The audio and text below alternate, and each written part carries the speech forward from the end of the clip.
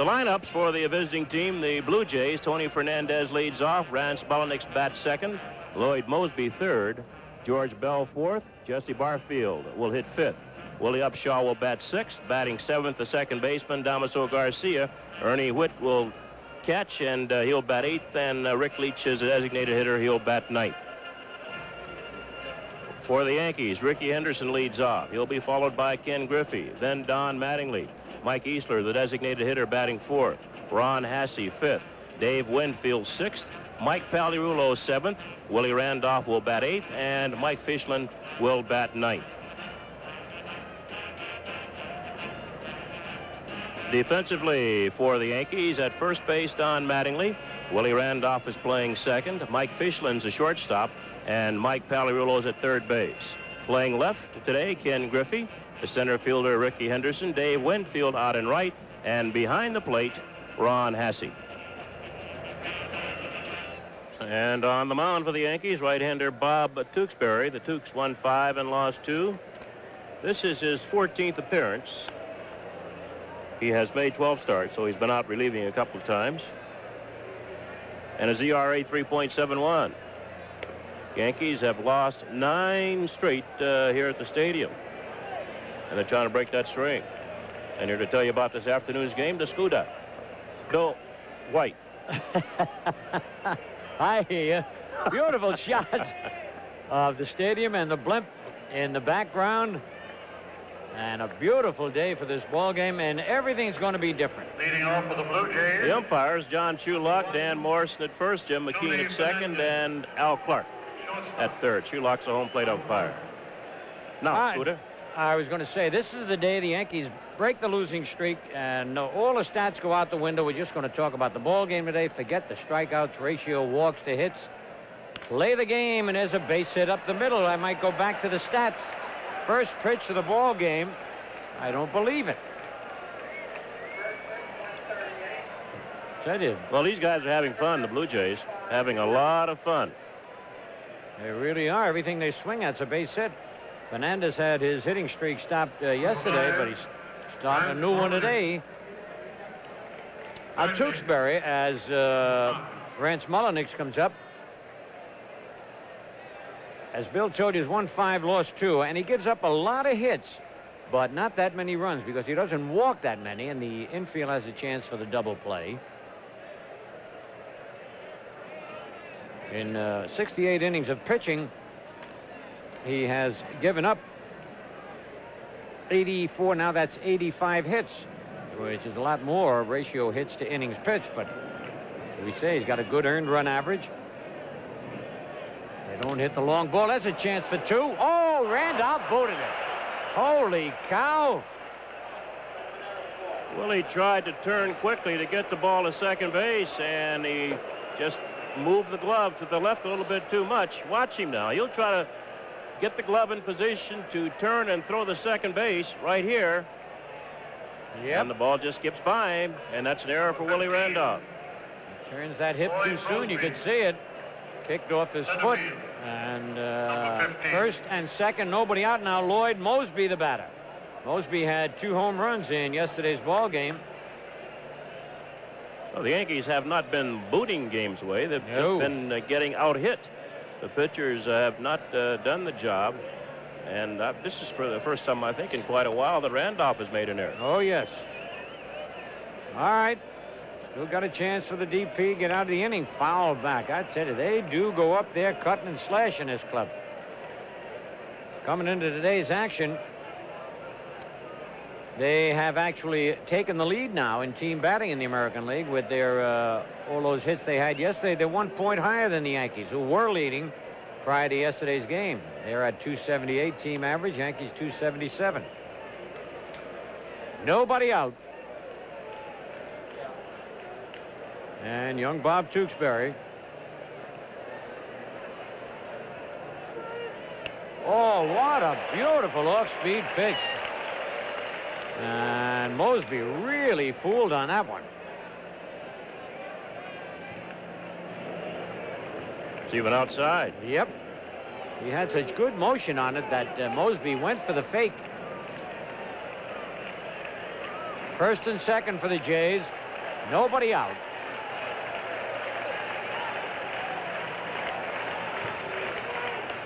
Just missed. Boy, that was a close pitch. Mosby must be a disciplined hitter not to go for that one.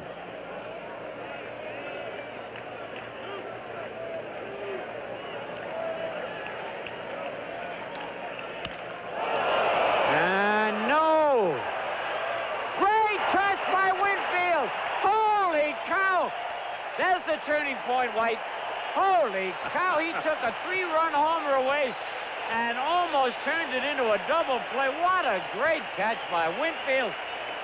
Unbelievable. It's a breaking ball and hung up out over the plate. Winfield at 6'6". He's running back to the 353 sign. Oh, that's unbelievable. That was over the fence. Oh, I'm not sure it was over the fence, but it would have been a double. Say it. Makes a better story, White. Look at this. That's over the fence. No, wait a minute. He still had some room to come down. It was an excellent play. It saved at least a couple of runs. Oh, man. And as you mentioned, maybe 3. All right. But what I think it does is going to perk up Tewksbury, Winfield, and all the Yankees. And here is George Bell now. And they continue to pitch him inside.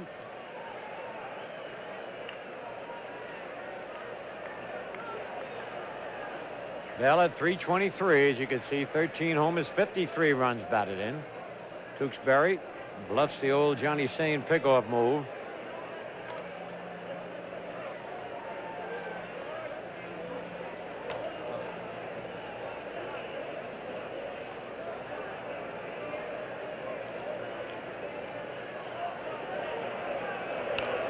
Foul back, 1-1. The one thing you like about Winfield, he doesn't take his offensive troubles in the outfield with him.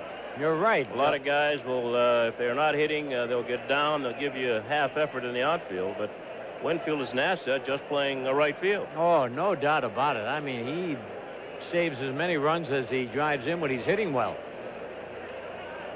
Remember, we used to see Piniella go out there after maybe making out and practice his swing. And, boy, nobody's going to be able to get to that. He nubbed one foul and broke the bat, it looks like. But it wasn't hit high enough or close enough to either Hasse. Look at he really hit him on the fifth. Well, they keep that ball in on Bell. Yep. They get it out over the plate, of course. That ball been a foot further out, he would have gotten good wood on it. 1 ball, 2 strikes, 1 out. All the superstitious ball players for the Yankees really did things differently today. I know I did. I put my right sock on my left foot and my left sock on my right foot today. There's a balk. How do you like that now? And Tewksbury. A lot of those pitchers asked, what's the sign?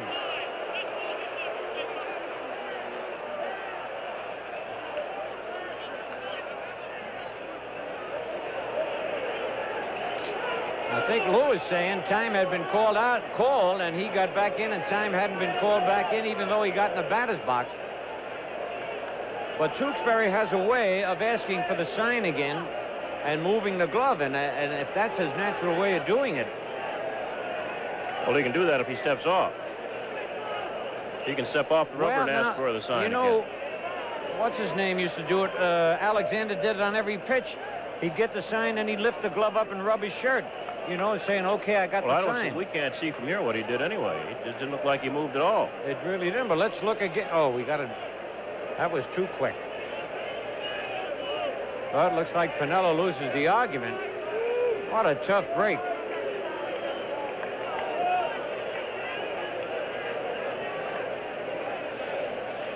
We're going to take another look at this.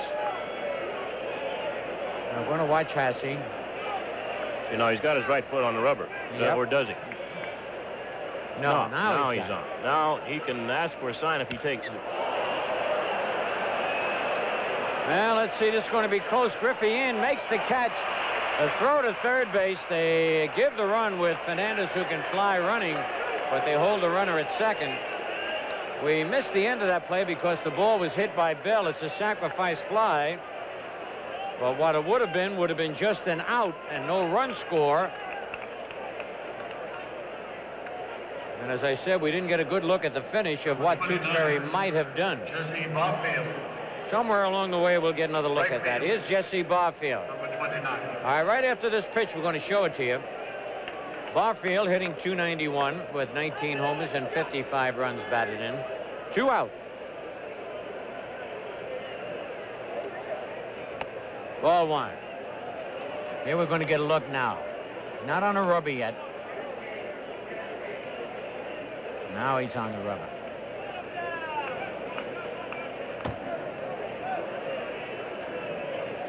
Now, see, we missed it, and I didn't see him do anything. But they went to the runners, and we missed whatever he might have done. Breaking pitch, low, 2-0.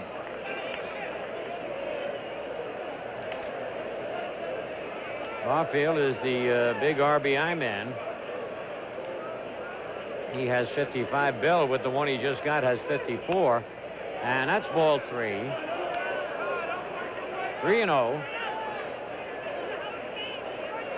Tewksbury might be having some problems getting loose. He doesn't seem to have much velocity on his fastball. All right, that was Mullenix leading off second. On a 3-0 pitch. Oh, played poorly by Fishling. On a play like that, you got to get your body in front of the ball and on the short hop, knock it down. That'll be a base hit. The Yankees just can't catch a break. The error, this one, he's got to get in front of this ball. I agree with you. Number 26. Instead of Tough playing to it do, on but his you got to side. get your whole body in there and or something, dive for it and smother it. Number 26. All stayed up quite a while on the high bounce. So it's 2-0. Boy, I'd say that first inning has really been a jinx for the Yankees. You count the runs the opposing team has had in about the last Well, 2 here, weeks. though, Phil, the error to Randolph and Yeah. Goff, That's true. it's not Tuke's fault. Nope, not at all. All the runs are unearned. Could have been 3 men out with just 1 man left on base. Mattingly holding the bag against Barfield.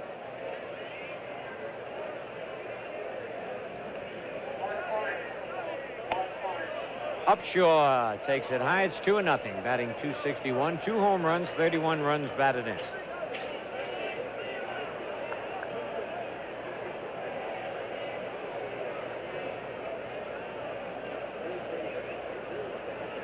Strike 1, 2-1.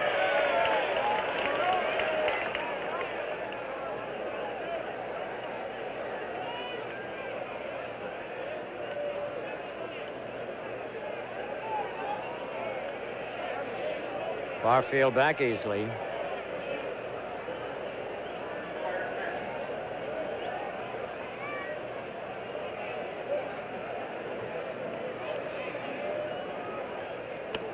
Low, 3-1.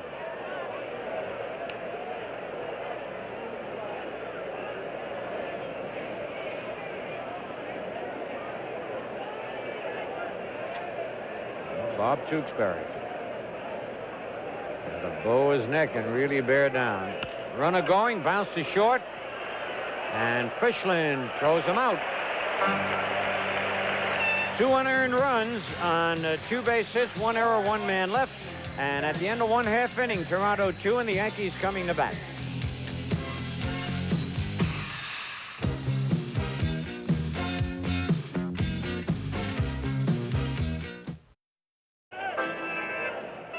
Back here at the stadium, Dave Stieb loosening up. Blue Jays lead by a score of 2-0, and defensively they have Willie Upshaw at first base, Damaso Garcia at second, Tony Fernandez the shortstop, and Rance Mullenix at third. The outfield of Bell, Mosby, and Barfield reading from left to right, and Ernie Witt is behind the plate, and on the mound Dave Stieb. This is his 16th start. He has 1 complete game. That was a shutout. His ERA 5.64. He's won 2 and lost 8. And he's given up a lot of base hits per innings pitched. He's pitched 99 innings, and he's given up 119 base hits. He doesn't have the strikeouts that he normally has. He has 62 in 99 innings. Normally, Dave Stieb's among the leaders in strikeouts, wins, ERA, and everything else. He always has had a low ERA, but he hasn't had the wins to go along with it. You know, there are quite a few pitchers like that. One who comes to mind is Bert Blyleven, who wins a lot, but loses a lot. And you wonder why. 24. Got great curves, great fastballs. All right, Ricky Henderson now hitting .289, 14 homers, 43 runs batted in. 2-0, as we told you, the 2 unearned runs by the Blue Jays. Turned into a beautiful day for this ball game. Foul back and out of play.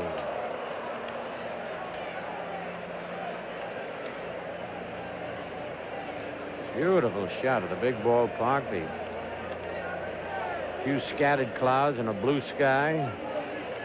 Field in great condition. Give the umpire an error. That time he threw it right. Last year, Steve was 14-13 with a 2.48 ERA. You figure if you can hold a team under 3 runs today, you should win quite a few ball games. Mm-hmm. Clemens is, what, 14-0 now with a 2.1 ERA.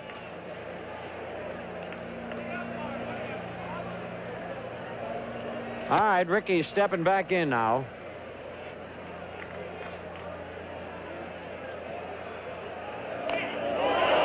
Hit him right off the elbow. He just didn't move. It was funny the way he held it there. Not funny at all, because that is a bad spot. And what that tends to do, even if they put ice on it, stiffen up later. And it's going to bother not only his swinging, but his watch. Look, he doesn't move that elbow. Oh, man, that bone, that crazy bone, I guess it's the funny bone. Ooh, right on the tip. Pain is just starting to set in now.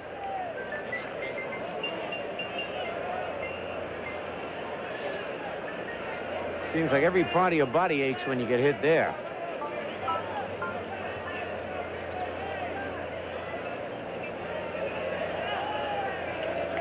Yeah, he's moving the fingers, Bill. You know, the worst thing would be a break right there. There's that ethyl chloride they're spraying on. Break of the elbow.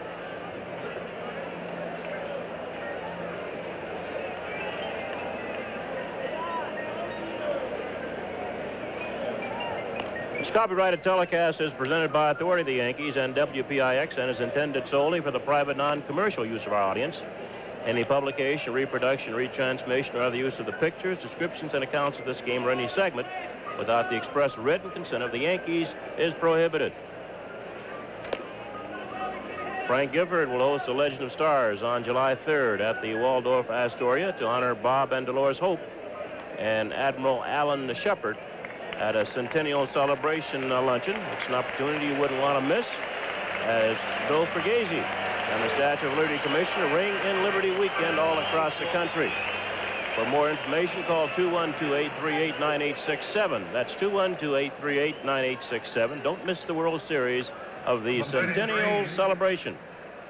Ken Griffey. Left field. It's good to see him hanging in there, Bill, but he's got to keep moving that arm, flexing that elbow. Can't let it stiffen up. Good time to give him a decoy. Maybe Steve will feel sorry for him and let Ricky steal second and third. Maybe some of his own pitchers will take the hint. Yes. Oh, all right. I tell you. Get their uniforms dirty a little bit. All right, Ken Griffey, the batter. Griff batting .301. 6 doubles, 9 homers, 26 RBI. Oh, nobody's going to get that one. And Henderson will score if it don't bounce over the wall. Yes, sir. Oh, they're holding him up. Holy cow. I guess Zimmer got burned once earlier. First day here, as a matter of fact. What a shot. And it had to hit the fence and bounce right back instead of hitting one of those cracks in the canvas out there and kicking to the left or right. And again, the ball is up. Griffey gets the body up. Good follow through at the 385 mark. Almost bounced over the fence. Good relay by Lloyd Mosby into Garcia, and wisely he held Henderson at third base. Don Zimmer. He would have been out. You're being very kind, White, but that's all right. You think Second you and could have third? scored? No, with Mattingly and Easler and Hasse coming up, good move.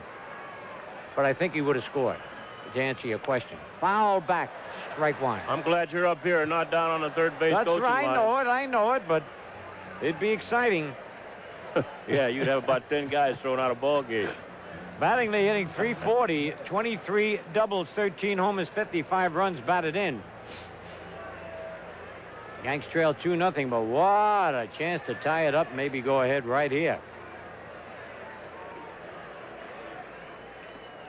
Good slider, but a little bit low and inside, 1-1.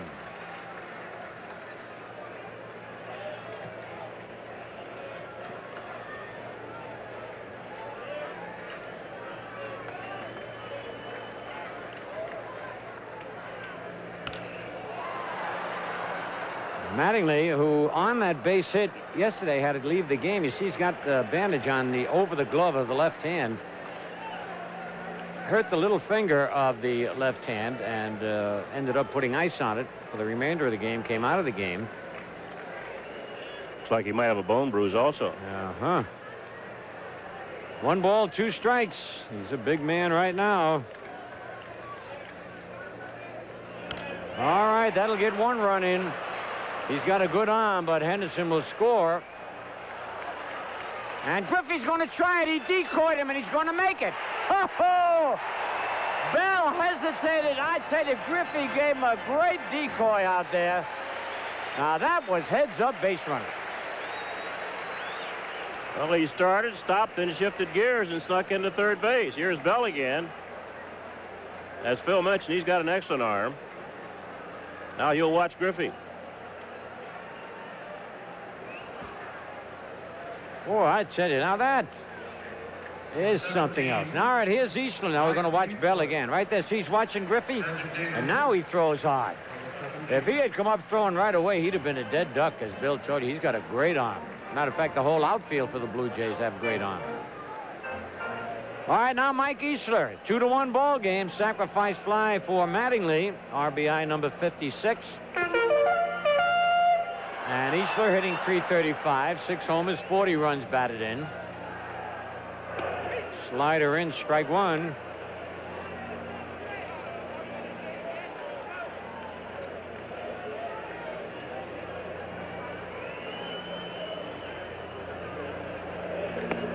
Oh, another slider right in on the hands, 0-2.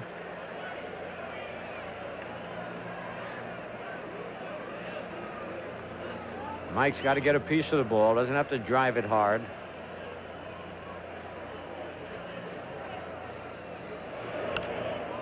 And that's fouled out of play.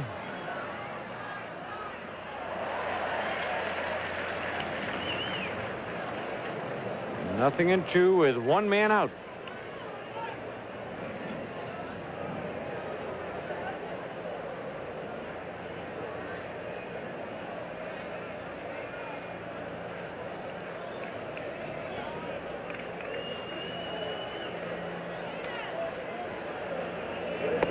Just inside. Boy, he is pitching tough to Easler. He keeps it there. He's going to get him out. All sliders in there. Yep. Line score.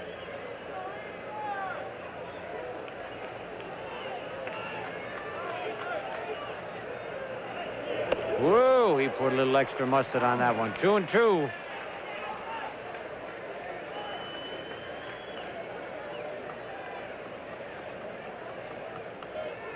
Probably come back with that slider down and in after throwing that fastball up.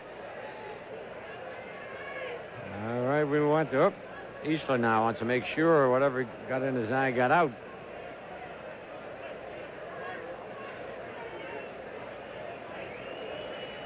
Really good batting average with runners in scoring position, and He'll get him in.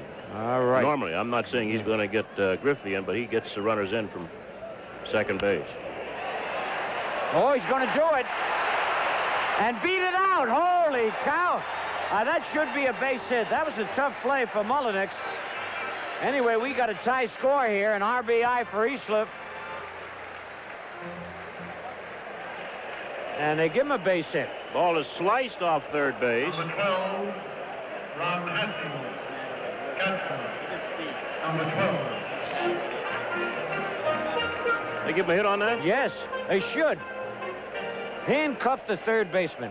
You kidding me? Yeah, no, I'm not kidding you, White. You gotta, you see, you play the other side of the diamond. You don't know what goes on over on the left side of the diamond. I expect major leaguers to make major league plays, average plays. But you see, that ball, as you said, was... That ball's made in Columbus. Like you said, it was sliced off the bat, right? Rip foul by Hasse. Whoa! High curveball.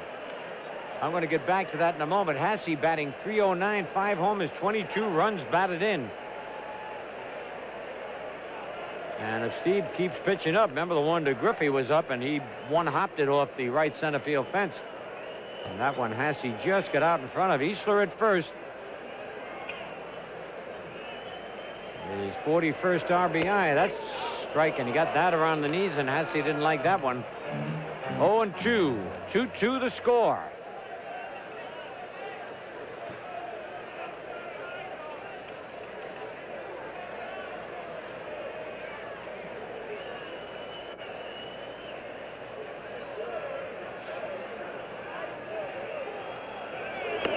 He couldn't pull the trigger, and that was a strike.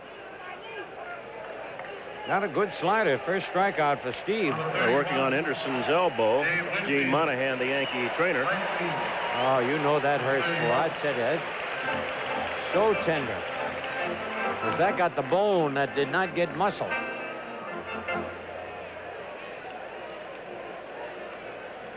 You can see Ricky's in pain.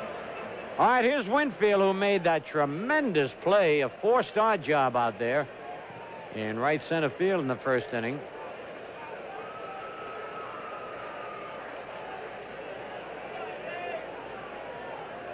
Even Dave taped his bat a little differently. Is that tape on the bat before I...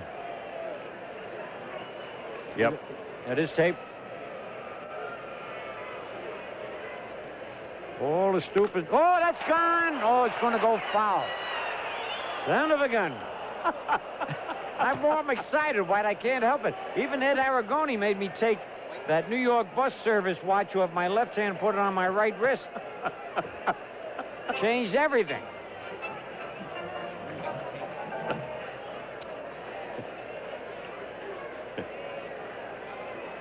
I better take one of my heart pills. I'm telling you, this is getting, 9 in a row. Never have the Yankees lost 9 in a row. Oh, I tell you, he's got a good slider today. Jimmy, I don't need any of your, I don't want to give the name of the brand, but I know what they're for agita. Upset stomachs, but... There's Ed Aragoni sitting in the second row. We're at a boy, Ed. All right. Bouncer to short, but Fernandez flips to second base for the force. The Yankees pick up 2 runs, 2 hits. There were no errors and a man left. At the end of 1 is Toronto 2 and the Yankees 2.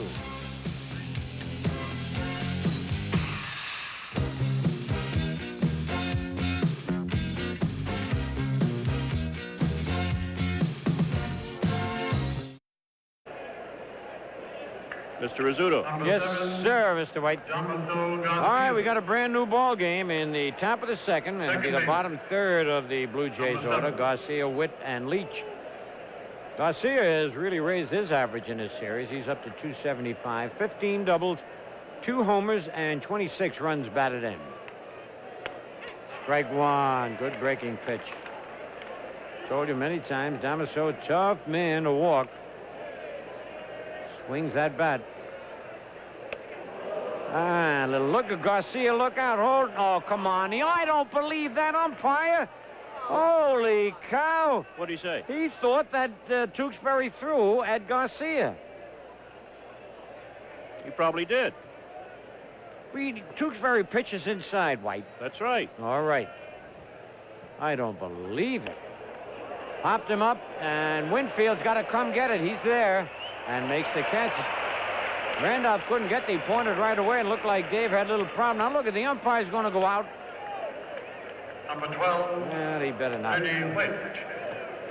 Catcher. Number 12. Ernie Witt, the catcher. Witt hitting .212 with 7 doubles, 7 homers, and 24 runs batted in.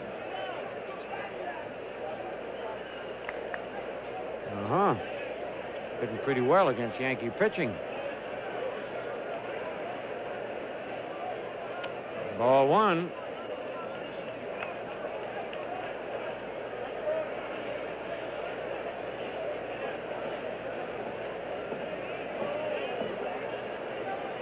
Two-two ball game, and the top of the second. And Henderson is there. Makes the catch, 2 men out. So Ricky's hanging in there. You can see that left elbow still bothering him.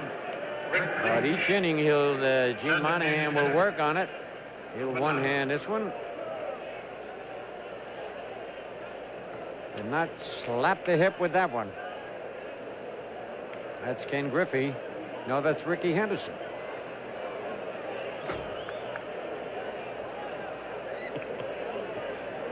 And now Rick Leach. Ground ball, Randolph gets it.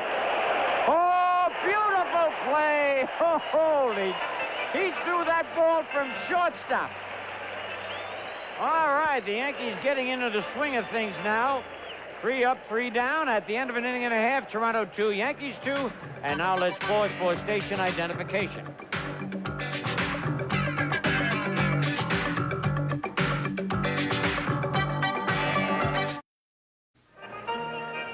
Let's look at that play Willie Randolph made on Rick Leach again. Here's Randolph going out toward center field. Off-balance throw. And Mattingly does a good job of keeping the toe on the bag at first base. Watch another angle of Randolph again. Good off-balance throw by Willie Randolph. The accuracy was unbelievable, but like you say, I don't know how Mattingly, he's not that tall, can keep that toe on the bag, and he does it. Number 13. All right, it's 2-2, and Mike Pagliarulo will be the batter. Third base. Number 13. Pags at 247, 17 doubles, 16 homers, and 37 runs batted in. Leads the club in homers.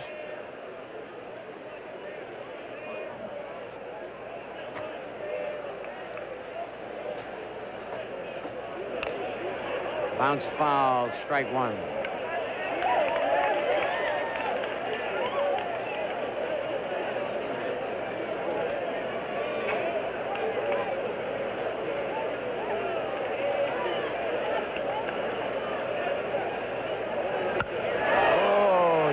Out in front of that changeup. I said every time Steve's thrown the ball high, White, they've creamed it either fair or foul. Obviously, we're not seeing the Steve we saw the past few years. He just doesn't have that mustard. No. But he's making an adjustment. A lot of curveballs. Just missed. 1 ball down. They're working on Henderson again. We told you each inning they'll work on him to keep it loose or try to keep it loose. They're going to put that rubber thing on the elbow now. Struck him out.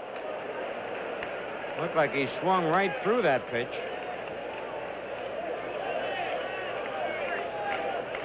And now Willie Randolph.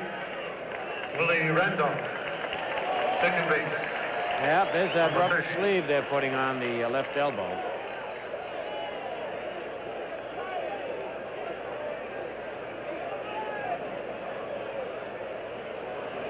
Ball 1.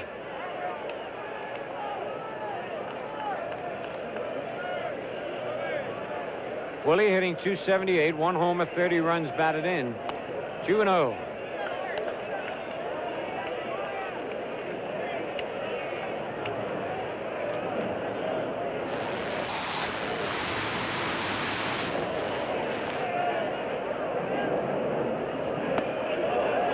Strike 1, 2-1.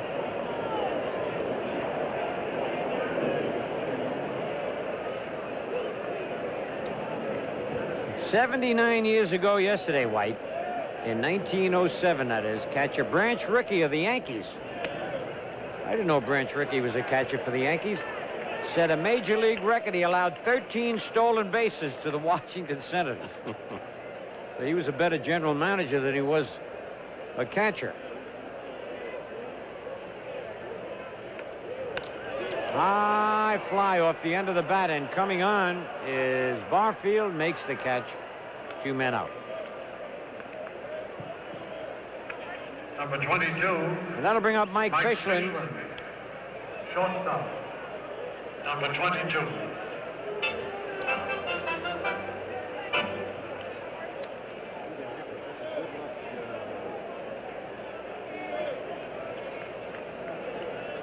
And there is Ricky Henderson with the rubber bandage on the, or elastic bandage on the, over the left elbow.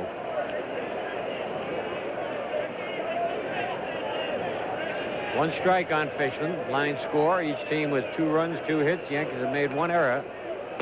Strike 2, 0-2. Look at those deuces. 1, 2, 3, 4, 5, 6, 7. Playing 7-card stud, man. Oh. No, if we were playing 7-card stud, they shoot me because there's no 7 deuces in a deck. Right? There's only 4.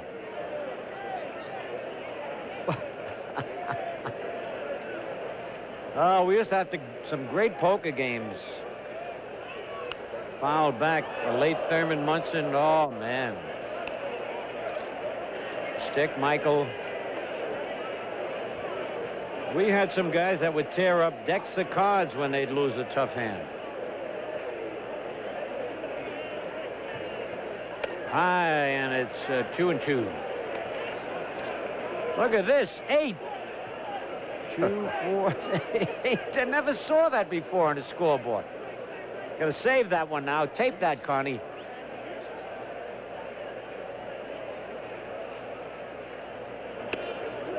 Whoa, 3-2. Fischlin looked like he was going to run out the shortstop after that pitch. 3-2.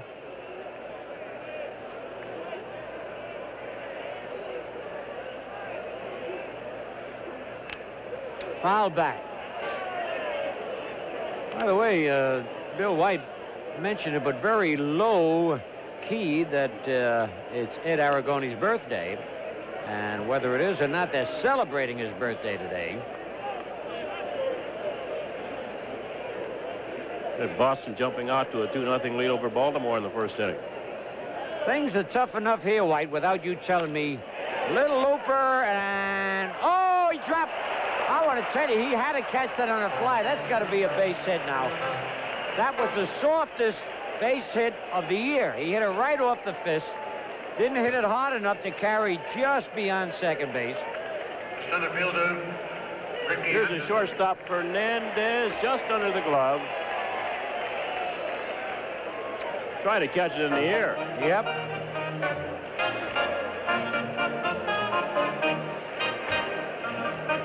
I tell you, Steve is beside himself out there.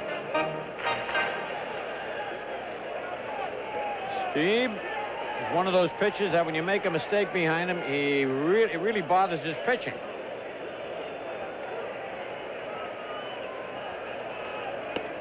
Strike 1 to Ricky Henderson. They've called some weird strikes on Ricky since we've come home. I don't understand it, but Well, the question is the strike zone with Henderson batting. yeah, that's part of it, yeah, but I'm talking about the inside pitches. I'm not talking about the height. Well, most of these umpires have wide strike zones anyway. Look at Ricky trying to make sure he can swing the bat with that thing on his elbow. I don't know whether he's ever worn one of them before. Mattingly wore one last year. Remember? Had a great year, too. Yeah. Wore one part of the year. Slice foul. One year they tried to put one on me, but I had too many muscles and So then they restricted. decided to put it around your neck. It's a good thing you didn't say my head. Look at Rick. See him shaking it there? That is the trouble when you're very muscular, like me and Ricky. I mean, you got... Martin's eating his heart out here. Billy Martin. Thanks for the ice pop, Martin.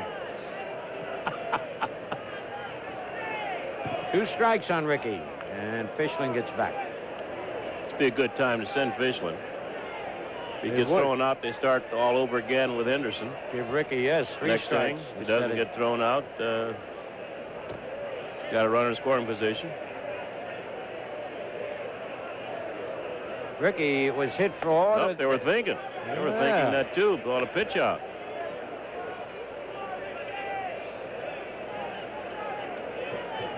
Jimmy Williams, the manager of the Blue Jays. You can't see in there, White. You're just guessing. You're right.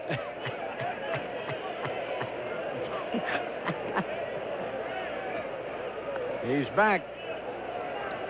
Now I'd like to see him go on this pitch. Don Zimmer. Oh. That's the angle I needed, Martin. The other day when I said I think Zimmer's losing weight, they had the slim camera on. The mini camera they had on. 2 balls, 2 strikes, 2 out. They haven't set him yet. This could be a good time. 3 times I've guessed now, and they haven't sent him yet. Let's see. Nope. And he loops one into left center, but it's going to hang up there. And Bell makes the catch. No runs are hit, no errors, a man left. Looked like Ricky couldn't get that bat around. At the end of 2, Toronto 2 and the Yankees 2.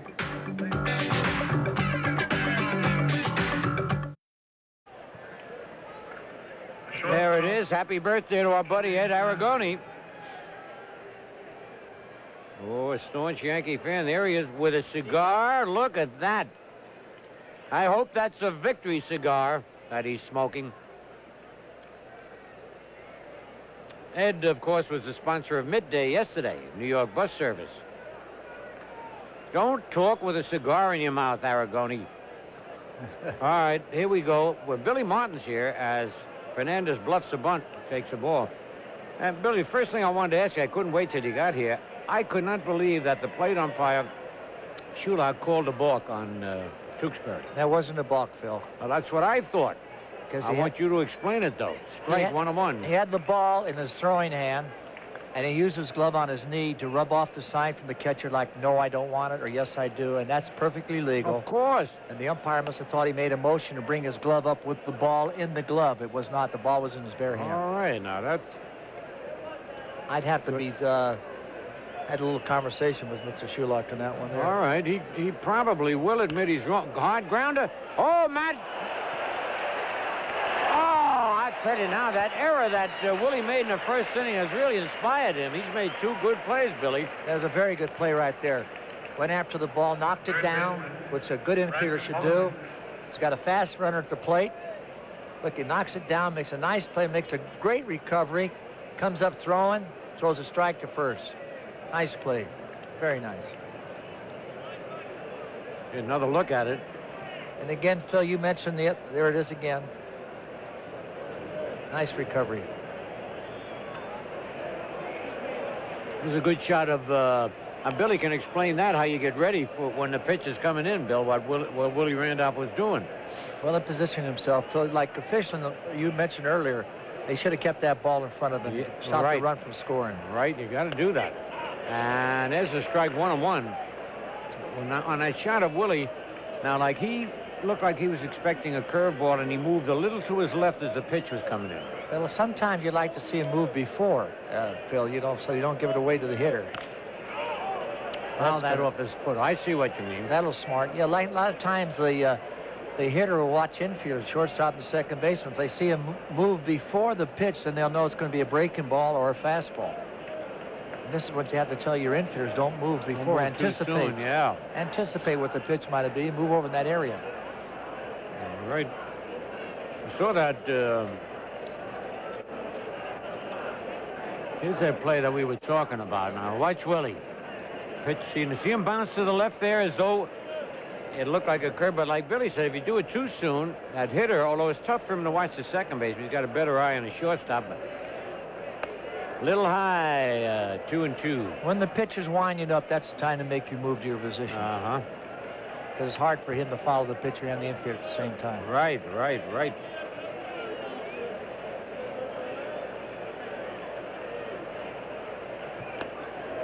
A little low, 3-2. 2-2 ball game in the top of the third. 1 man out. Play him straight away. Has decent power for a third baseman. Yes, he does. He has very decent power. Say, Ed Martin, tell me something. I was very superstitious. How about you? Never, Phil. You're better off not being superstitious. No, I never was. Drive you bananas. He did not get, I hope not, all of that. Yes, he did. No, he didn't. Winfield got it again. Holy cow, he's going to make it happen. That was not as spectacular as the first one. No, but it still was a good play. Great play, but not a 4-star job. I gave him 4 stars on the other one, not this one. Let's see how you rate it. We'll hold the cards up here. How many stars you going to give Winfield on this? Well, it's a good timing play. It's right Look there. at that. That might have been over the fence. It might have been, Phil. We'll give him a 3-star job. 1, 2, 3. Lloyd Busby. Watch this. That would have been over the fence. All right. 3 stars. He got 4 stars on the other one, so Winfield's got 7 stars today. Getting back to your question, Phil, about being superstitious. Yes. I had a sister Patricia in catechism school that told us we're not supposed to be I superstitious. know. Oh, you're going to get me in trouble. The priests have told me that for many moons, Martin. But you can't help it. Well, I guess some people can't really. But And there's a fly to a deep center. Henderson. Hope he's got room. Yep, stayed in the ballpark. Ricky makes it. 3 up, 3 down, and at the end of 2.5, it's Toronto 2 and the Yankees 2.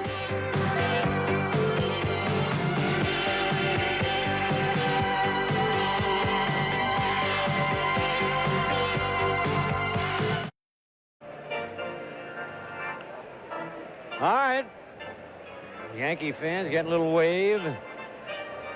That last commercial, it'd be nice to have those 2 guys in their prime right now, wouldn't it, Billy? oh, boy, I tell you. Catfish Hunter and Whitey Ford. I mean, 2 of the best controlled pitchers in all of baseball. And 2 of the same type of guys, too, Phil. Whenever they got beat, never complained. They just said, hey, it was my fault. I didn't do the job. Didn't blame their teammates for the defense or anybody else. Just took it like a man. That is great. See, like Steve now, you watch. If you ever come to a game, he's pitched one of his teammates makes an error behind him, he gets very upset. I wonder how the teammates feel when he throws a home run ball. Hey, no, that's true. You never think of that the other way. All right, Griffey ripped a double to right center field first time up and takes a ball. He's a mystery, this Steve. I mean, he's got good stuff. There's no doubt about it. But he does not win consistently. Hard ground ball, ooh, right, like an ice cream cone, right in the tip of the glove, 1 away. First baseman. You know, with the exception of not having the fastball that Nolan Ryan had. Nolan Ryan's in that same category. Yeah, right. Great Close stuff. to 500. 500 pitcher. Unbelievable. I mean, people come out to see him. He strikes out a lot, but he also walks a lot. And loses a lot. And loses. And but, you know, he must have some kind of arm to throw as many pitches as he has thrown in each game over all these years. Line just foul. Oh, Mattingly. You talk about throwing a lot of pitches. One day against us here in an extra inning ball game, I knew he threw 300 pitches. No, he's strong. Now, Mattingly's testing. You know what he's doing, though, also? He hurt that left hand again. That's how he hurt it yesterday when he got that base hit. They had to take him out. You see him there. And when he hits a ball off the end of the bat, it must feel like hitting a beehive and being stung by all those bees. Like hitting a rock. Yep. Oh, man, it's hurting him when he does that. He hit a long sacrifice fly his first time up to help build those 2 runs. That's like when you're playing golf, Phil, and you hit a tree trunk. It's about the same feeling. Look at, oh. There it is. Saw that right off the end of the bat, and he's trying to pitch him out there 1-on-1. Well, that's smart, pitching away from the right field fence. Oh, yeah. Fouled again to the left side, and it's 1 ball, 2 strikes.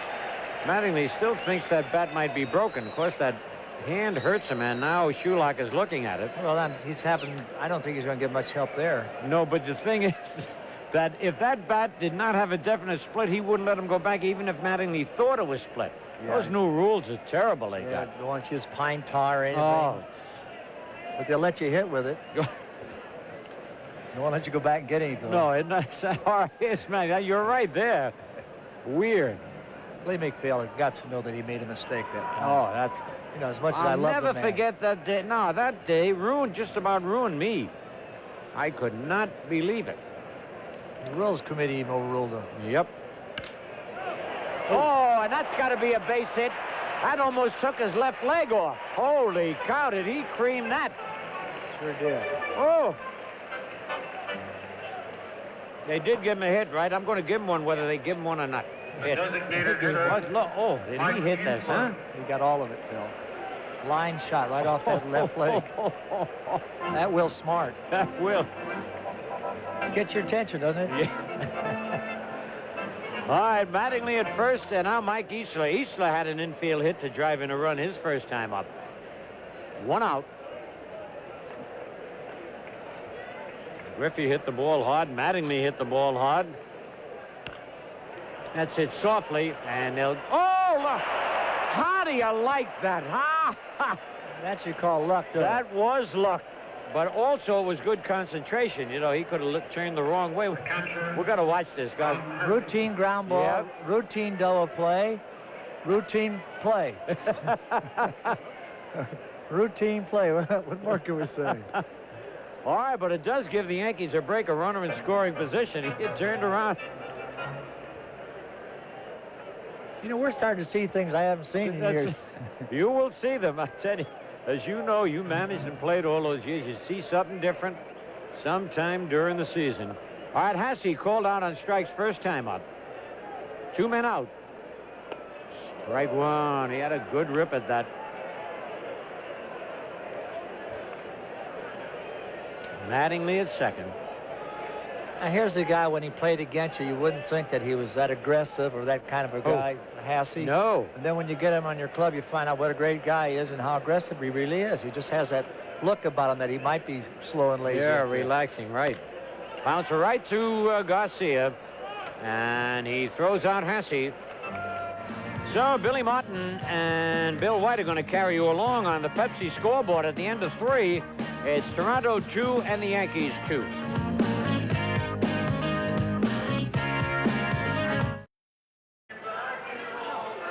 Dan Pasqua in left field for the Yankees, and Ken Griffey moves from left field to center field. We saw earlier, beginning of the ball game, Ricky Henderson hit on the left elbow, and evidently Billy, it pained him so much. He didn't really get a good hack his last time up against Dave Steve. The ball, he hit the left center. Didn't swing at the ball at all, Bill. Looked like it was really bothering me. You know, when you put one of those sleeves on your elbow, you have to use it for a couple of days to even get used to it, because it really hampers your swing, and I think we saw it right there that he was going to be out of their swing.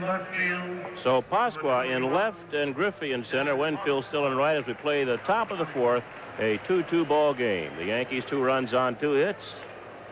2 runs on 4 hits for the Yankees, and 2 runs on 2 hits for the Blue Jays. Boston leading Baltimore 2-0 in the second inning now. This is George Bell. Will the ball come back for Hasse? It will not. It's on the screen for strike. Bell's been up once and drove in a run with the sacrifice fly. Blue Jays scored both their runs in the first inning. Fernandez led off with a single up the middle on the first pitch. Mullenix got on an error charge to Randolph. Both runners balked over. There's an update. Boston 4 now. Baltimore nothing in the second. Winfield robbed Mosby of an extra base hit. Bell got Fernandez in with a sacrifice fly, and Barfield singled to pass the shortstop Fischlin for the other run for the Blue Jays. The Yankees tied it in their half of the first. Henderson hit by a pitch, a double by Griffey, a sacrifice fly by Mattingly, and an infield hit given to Mike Easler. No balls, 2 strikes here on George Bell. It's like they're trying to pitch him inside, Billy. They are, Bill, and he got that little bit out over the plate, but that's the spot to pitch him, keeping it on his hands. Once you get the ball out over the plate, he extends those arms of his, and that's when he has his power. 13 home runs this year for George Bell and 53 runs batted in. He's batting .323. You can throw him breaking balls. 1 and 2. Like that ball there. See, he already opened up on his body, and if the ball was over the plate, he'd have been called out on that pitch.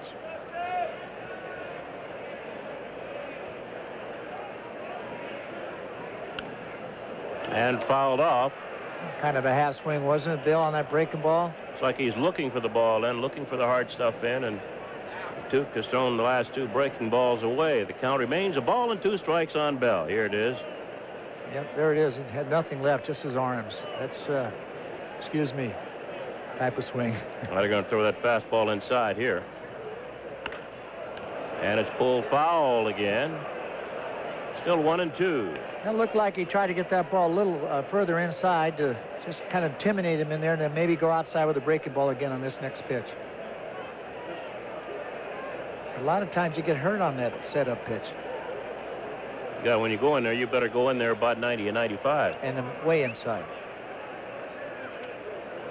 Now it's 2-2 on George Bell. What was that pitch, Bill? Was that a knuckleball? A curveball took a lot off. I think got in the dirt.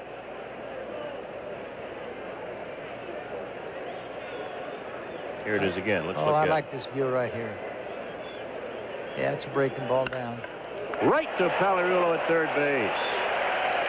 That hung up. Palirulo caught it. Well, there's one down. Let's take a look at it again. Oh, yeah. He's hanging there. Right down the pipe. That's not the curveball you want right there. No. Well, Jesse Barfield batting with 1 out, nobody on. Barfield single to center field, driving in Rance Mullenix in the first inning for the Blue Jays' second run of the ball game. We're tied at 2. Yankees 2, Blue Jays 2 in the fourth. If you keep throwing curveballs like that, you're going to have to start counting your infielders. That's a strike. Barfield batting .293, 19 home runs, 56 runs batted in.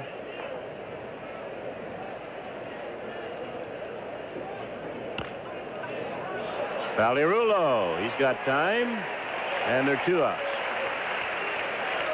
Well, Bill, I think Barfield's got a good shot at making that all-star team, don't you? Well, 19 home runs, 55 runs batted in. You'd think so. Yeah, Bell also. Bell's having a good year. But you know who's going? Reggie Jackson. The people who get the most votes. And I think last I looked, it was Winfield and Henderson and Jackson. Willie Upshaw takes a strike. Of course, Reggie's batting over 300 this year. And the fans like to see him. He's batting .319, 7 home runs, 27 runs batted in. Randolph throws out Upshaw, and that'll retire the side. 3 up, 3 down at the end of 3.5 innings of play. Yankees 2, Blue Jays 2.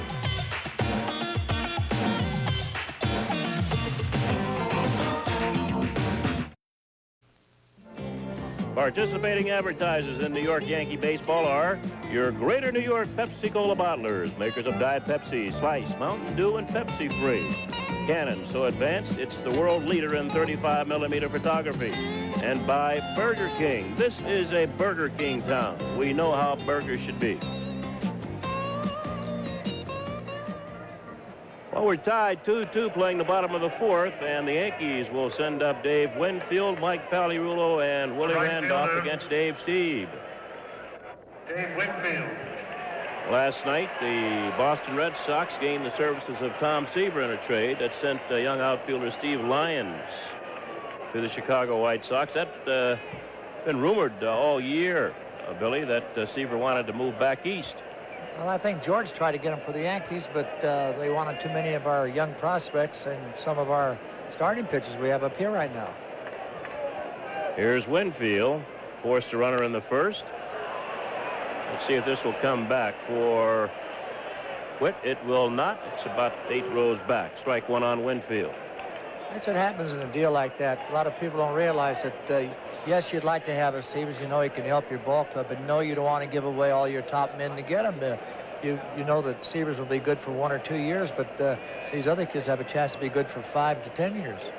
How about Steve Carlton? Well, that's another question I'd like to know about him. I know he doesn't throw with the same velocity, but he has a good breaking ball. He holds men on base, and he's a veteran. He knows how to pitch. 1-1 on Winfield. Wouldn't be a bad idea to take a chance on him or take a look at him anyway. 1 ball, 1 strike on Winfield. He's batting .226. Made a couple of good plays in the outfield in this ball game. Sure has. Outstanding plays. 2-1. Love to see that bat just starting to move a little bit, especially to right field. As you know, he can hit. That's inside. 3 balls and a strike on Winfield.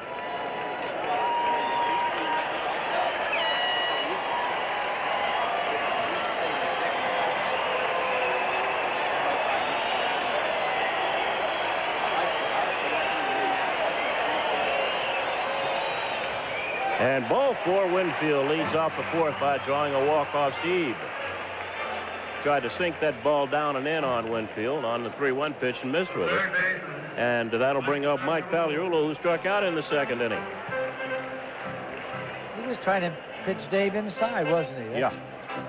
You know, Winfield's moved up closer to the plate lately, too. I'm not sure that sometimes you do things you don't realize what you're doing. He's closed his stance also, just a little bit. Here's Pagliarulo.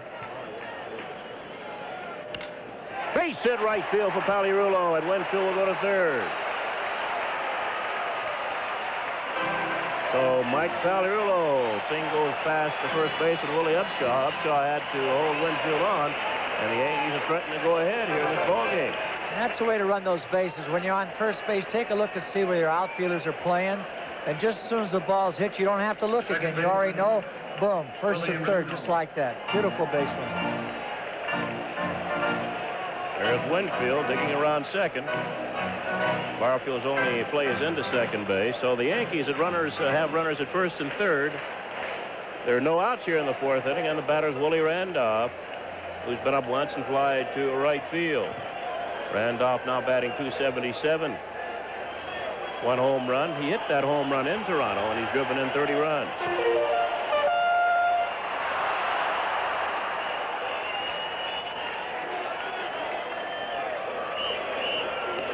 Ball 1. I don't think Steve has the velocity that he's had over the last couple of years. Yeah, I was just going to say the same thing. He's not popping the ball like he used to. It looks like he's aiming the ball a little bit. He's tailing off a little bit. You're correct. 1-1 on Randolph. And relying on more breaking balls than he did in the past before he overpower you. Yeah, he used to come right at you. But here, hit it. Here's my good fastball, my good hard slider. And challenge it. Yep. 1 ball, 1 strike on Randolph. Yankees have runners at 1st and 3rd. Nobody out. Now here's the situation if you're a base runner on either 3rd or 1st base. If you're on 1st base, you know if it's a line drive, you can't get to 3rd, so you can't get doubled off. If you're in 3rd base, you got to make the ball be through. Back up the middle. That might be 2. There's 1, but Winfield will score. And the Yankees lead 3-2. So Randolph bounces into a 6-3 double play with Winfield scoring from 3rd base. And there are 2 outs. Mike Fishman. Mike Fishlin's a batter. He got a looping single up the middle in the 2nd inning. The ball almost hit the bag, and the shortstop, Fernandez, couldn't grab it. Went under his glove, and it's a strike on Fishlin. What problems infielders have on days like this at the stadium, Billy? A lot of light clothes being worn. Can you see well? You can see well sometimes on ground balls through the middle of it. There are half of line shot like Bill, not a real good line shot. They're hard to pick up for some reason. You can't pick up the velocity of the ball. It used to be that if there's a bright sun right behind you, that's going to bother you a lot. 2 strikes on Fishlin. Of course, in the old days, George Weiss, who was the general manager, he didn't care about the hitters, and he used to always, with that black spot out there, he'd always let the people come out there on Sundays and double headers and fill it up. And he said, we used to complain about it. He said, well, the other team has to hit here, too, but they didn't have to hit here half the season. You see how it looks to the infielders. 1-2.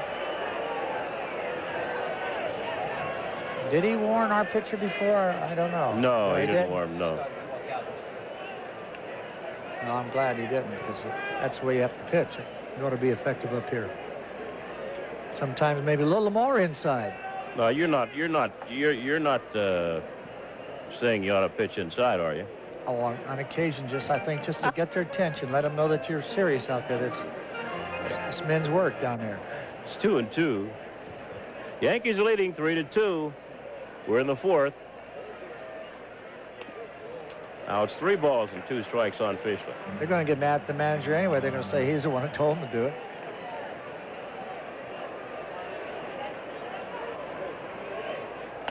And ball 4, Fishman walks. Fishman's been up twice against Steve, and both times Steve has taken the count to 3-2. This time, after the single in the second inning, he walks Fishman. It's amazing. You bear down against a Winfield and a Mattingly and a Griffey, and then you let a little kid who's not going to hit you out. You go full on him. Well, that's the things that drive managers up a wall, you know. And there's a guy you go after, and if he gets a base hit, he gets a base hit. But again, you can't defense against a walk. You can't catch a walk. Dan. That's it. That used to make me madder than anything, Bill. Dan Pasqua batting for the first time. He went out to play left field, moving Griffey to center, replacing Henderson. So Pasqua is batting in the leadoff spot, and he takes the strike. Fishman's at first base or 2 outs.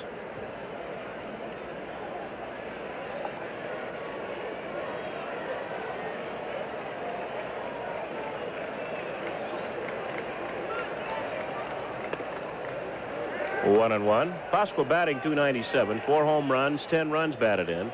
He's only been up 74 times, has 22 base hits. I like his bat. I just hope he gets it going. We need it. Garcia waits for Steve, and the side is retired.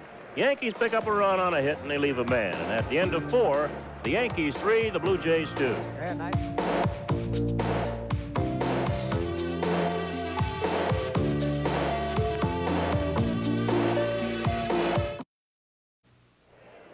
Con Edison's Project Appleseed, promoting business, jobs, and economic growth in New York City and Westchester County. Project Appleseed, what a way to grow.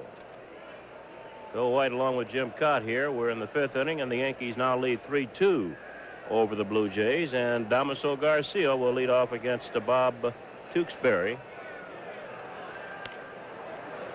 And the center field, Griffey gets there. Again, looked like he had some problems picking up that baseball.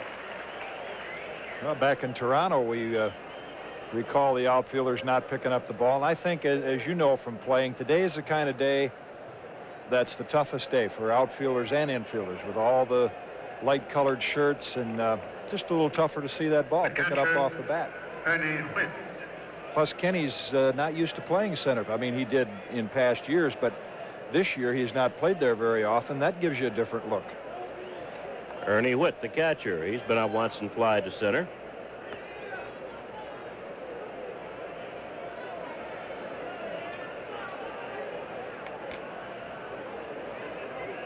Whitt batting .210. He's had some back problems. 7 home runs, 24 runs batted in. And he'll do a little house cleaning here. Hot dog wrapper distracting to the hitter. 1 ball, no strikes.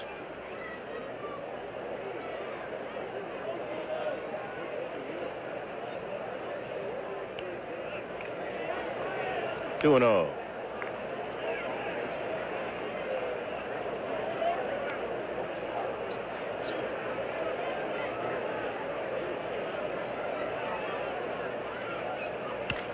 That's gone if it stays fair. That's an upper deck job. We've got a tie ball game. Ernie Whitt has just hit his 8th home run of the year, and we're tied at 3 here in the 5th.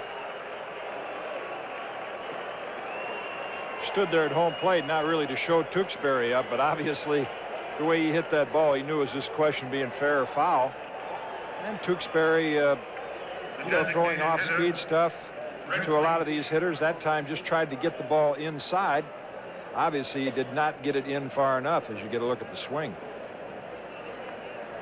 So we're all tied now, 3 apiece. And the batter's Rick Leach. Leach takes a strike. He's been up once, bounced to Randolph at second base. It's only the 3rd base hit for the Blue Jays, but they've made them count. Of course, they were helped by an error and a balk in the 1st inning when they scored 2 of their 3 runs. 1 ball, 1 strike on Leach. He's batting .333, 2 home runs, 16 runs batted in. Tigers probably wish they had him back if they had known he was going to He's blossom. Made a little comeback here. Randolph. And there are 2 outs. Well, the plays of the day so far for the Yankees, Bill, known for all their offense, the 2 great catches by Winfield. But one play I thought really was Griffey going from second to third on that fly ball to left field. You know, not very often a base runner advances from second to third on a fly ball to left, but he saw George Bell just kind of hesitate for a moment. He took advantage of it, and that produced the Yankees' second run in that first inning. Tony Fernandez singled and scored in the first, grounded to second. And through Mattingly. That doesn't normally happen. And Don Mattingly will get an error. Boy, it is a shock when he makes an error, but that's an example. There you watch him a little bit back on his heels. Didn't really charge that ball. I think most of the errors we've seen the Yankee infielders make this year have been a result of the same thing, that they have not been quite as aggressive as when they make the good plays. That ball went under his glove, so they're an error on Don Mattingly. And with 2 outs, the batter now is Rance Mullenix. Mullenix has gotten on an error by Randolph and scored, and Winfield robbed him of at least a double or triple back in the third. I'm not sure that would have been a home run. It was high off the wall. Winfield climbed up and made the catch in right field. Also, well, he has that ability, of course, going back to the days when he was an outstanding basketball player. I watched him play basketball at the University of Minnesota. That's the way he catches those balls, like he's going up for a rebound. Also robbed Mosby in the first. Dave Winfield. Fernandez has stolen 13 bases this year. He's been caught 7 times. Tewksbury wants to keep him close. There are 2 outs. Strike 1.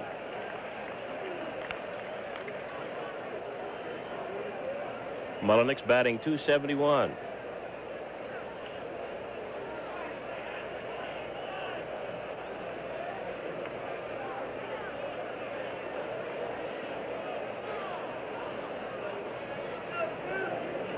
I like that. I'd rather see the pitchers do that more often than repeating the throw over to first base. See right there, it does a little something different. Maybe you hold the ball for a longer period of time, or quick pitch it. Anything to destroy the runner's timing as opposed to just constantly throwing over to first base with the same rhythm. Well, that's wide, 1-1. A little tougher to steal off a guy like Tewksbury who doesn't take the ball down to the belt. He stops up around the chest area. I'm trying to think of who started that, what organization. I know Catfish used to do it, kind of hold the ball up around his letters as opposed to at the buckle. But there was one organization that began to teach their pitchers to do that, to stop up here, so they would keep the base runner from getting quite the extra jump. And to left field, Dan Pasqua is out there with the glasses down, and the side is retired. 1 run on 1 hit, 1 error, 1 man left on base. Going to the bottom half of the 5th inning, we're tied. The Yankees 3, the Blue Jays 3. Let's pause for station identification.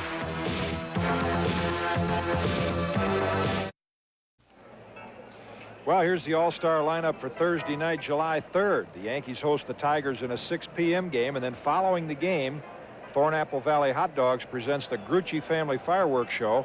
And after that, a music concert featuring Fats Domino and Jerry Lee Lewis. So a triple header, game, fireworks, and concert, July 3rd, 6 o'clock. 3-3 tie here between the Blue Jays and the Yankees. Ernie Whitt just tied it for the Jays with his 8th home run of the year. And we go to the bottom of the 5th. Ken Griffey will lead it off against Dave Stieb. Bill? All right, Jim. On the street level, Louise Ferrera. It's a bird, it's a plane, it's a bird and a plane. Griffey has doubled and scored, bounced to first, and takes the ball high from Dave Stieb. Griffey Well, has... excuse me, Bill. Go ahead. Into right center. Mosby. Looks like he has room there on the warning track. And there's one down. I saw you pick up the press release, and I said the speculation now has finally come to a rest about Tom Seaver as the deal is completed, and I guess it's not much of a surprise to anybody. Well, I'm sure they knew that Seaver was going to come east. A lot of people felt he might come here. And I think Tom kept pressuring Ken Harrelson and the Chicago White Sox to make a deal for him, to get him closer to home. Don Mattingly, he has hit now in 10 straight games. He has driven in a run with a sacrifice and a base hit off the leg of the first baseman, Willie Upshaw. One strike on Mattingly. He's up to 342 now.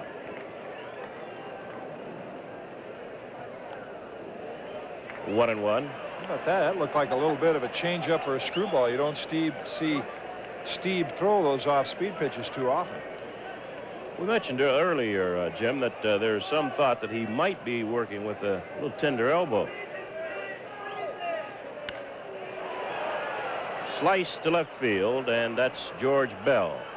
And there are two outs. That would be understandable because as hard as he throws that slider, and of course he has not been a pitcher his whole life. He was a third baseman, I believe, for a while and picked up pitching rather late relative to some kids pitch from the time they're 10, 11, 12 years old. That's all they do is pitch. As a result, he doesn't have quite the mechanics that a lot of pitchers do, and he puts a lot more strain on his elbow with that hard slider. Mike Easler has singled in a run, and he's bounced to a second. He's 1 for 2 in the game. He's batting .336.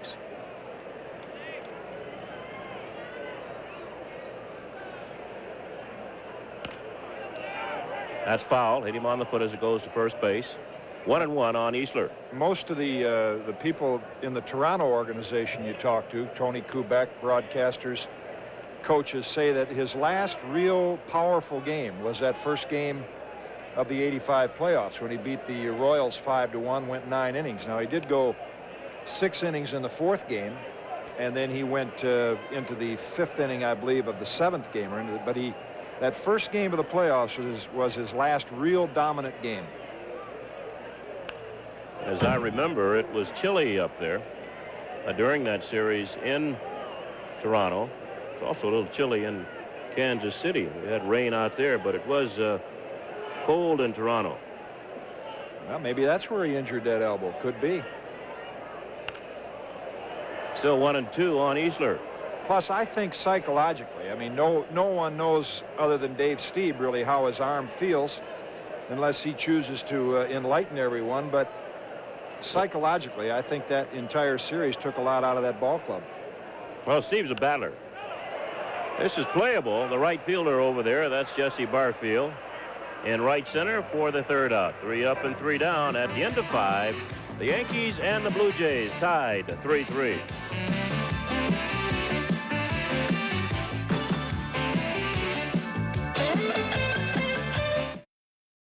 Five complete, 3-3 tie. Tewksbury and Stieb, both starters, are still on the mound for their respective ball clubs, and leading it off for the Blue Jays in the top of the 6th, Lloyd Mosby. Bill?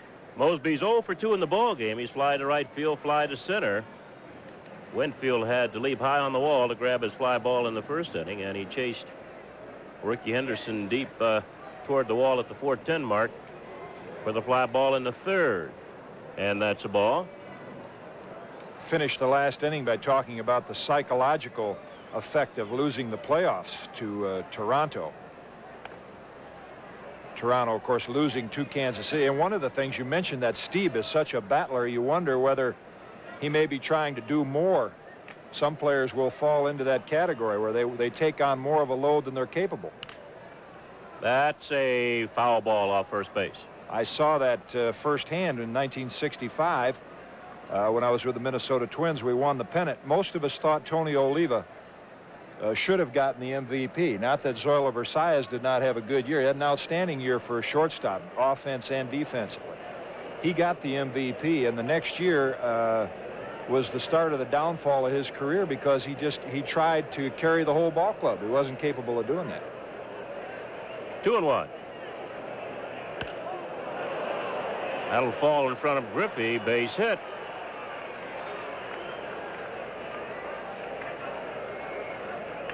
Unfortunately, Zoilo had to, I understand, sell his MVP award. He went through some very tough times financially and physically in Minnesota, where he still resides. I'm looking forward to seeing him up there at our silver anniversary weekend here in about another month. But he is back on his feet now and doing quite well. Good. George Bell has lined to third, driven in a run with the sacrifice fly. We're tied at 3. Mosby at first base, nobody out in the 6th inning. Mosby, an excellent base runner. He has stolen 19 bases this year. I've been trying to pitch Bell in close and tie him up inside.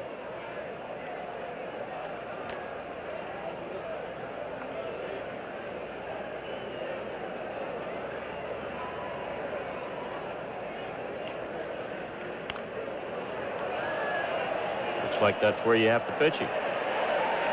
But as I heard you and Billy mention when Billy was on in the 3rd and 4th, when you pitch a guy inside like that, as quick as Bell is, you, number one, have to have a lot on it. Number two, you got to really make sure it's inside. Similar to the pitch Tewksbury tried to throw to Witt. Witt not as quick as Bell, but if you don't get a lot on that ball inside, these guys turn on it in a hurry.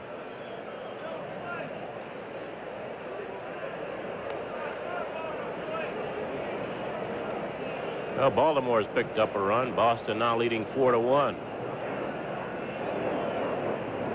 Game in the 5th inning.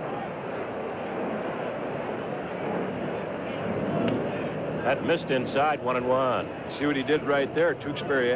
Almost quick pitch. That was closer to a balk than the balk they called on him in the 1st inning, because he really did not stop, and that's what a pitcher has to do, try to vary his delivery to the plate. Keep that base runner confused. We're still trying to figure out what he did to balk back in that 1st inning. Yeah, he moved his glove so slightly, but as Billy pointed out, you're allowed to use your glove to brush the sign off, to shake it off by brushing down your pant leg. That is not a balk. Only when you start the pitching motion and then stop would it be a balk. Pulled foul into the seats behind third base. It flew into those seats. It's 1-2.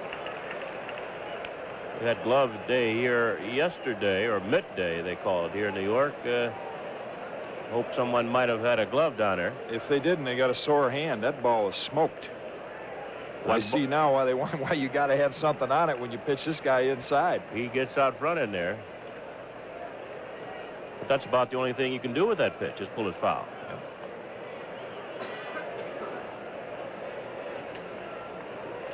Probably come back here with a breaking ball.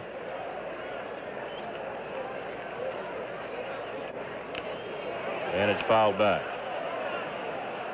Well, that's one of the fun parts of pitching, is to analyze what the hitter does with the ball and where he hits it. In other words, if George Bell was constantly fouling Tewksbury's fastball off down the right field side, he was late on it, then he wouldn't go to the breaking ball like you mentioned. But because he's way out in front of his fastball, then you say, okay, if you're way out in front of that, I'm going to give you something slower, which he did. 1-2. 2-2.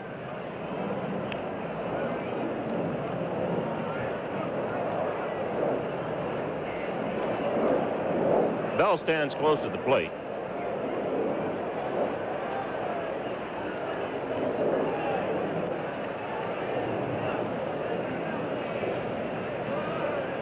You subscribe to that theory. Most guys that stand close to the plate like the ball in on them. Yeah. Most guys that stand away, they stand away because they like the ball away from them.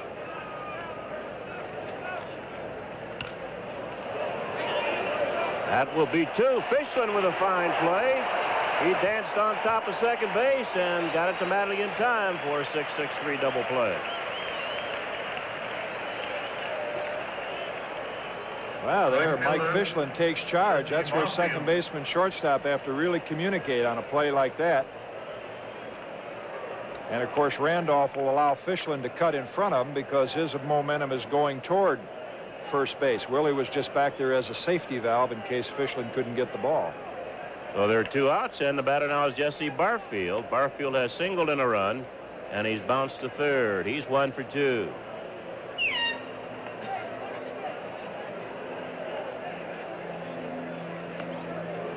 Two and 0. Yankees have made a couple of errors in the ball game. One by Randolph in the first, the other by Mattingly in the 5th. I think Mattingly's error surprised everybody. He's normally perfect there at first base.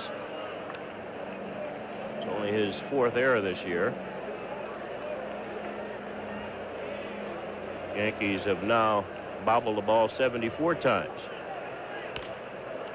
Pagliarulo. And the side is retired. No runs, a base hit, nobody left on base. We're going to the bottom of the 6th. It's tied. The Yankees 3, the Blue Jays 3.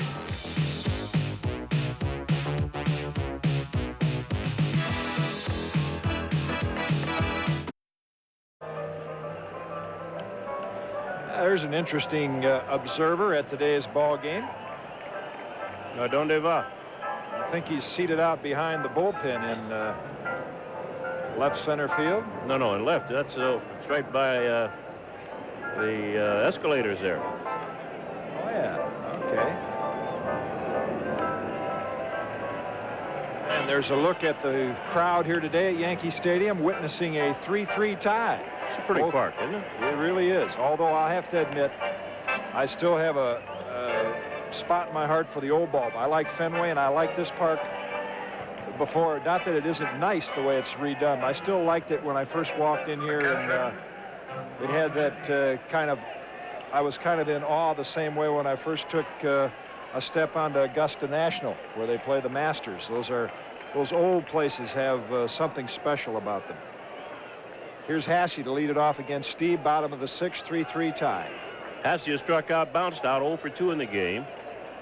He'll be followed by Dave Winfield and then Mike Pagliarulo. Ball 1. You see Steve fidgeting with that arm right there. That's a sign of one of two things. His arm's bothering him. He doesn't like the way he's throwing the ball. Straight away center field. Mosby misjudged the ball. And Hasse now is going to better stay at second base. Hasse just tripled into a double.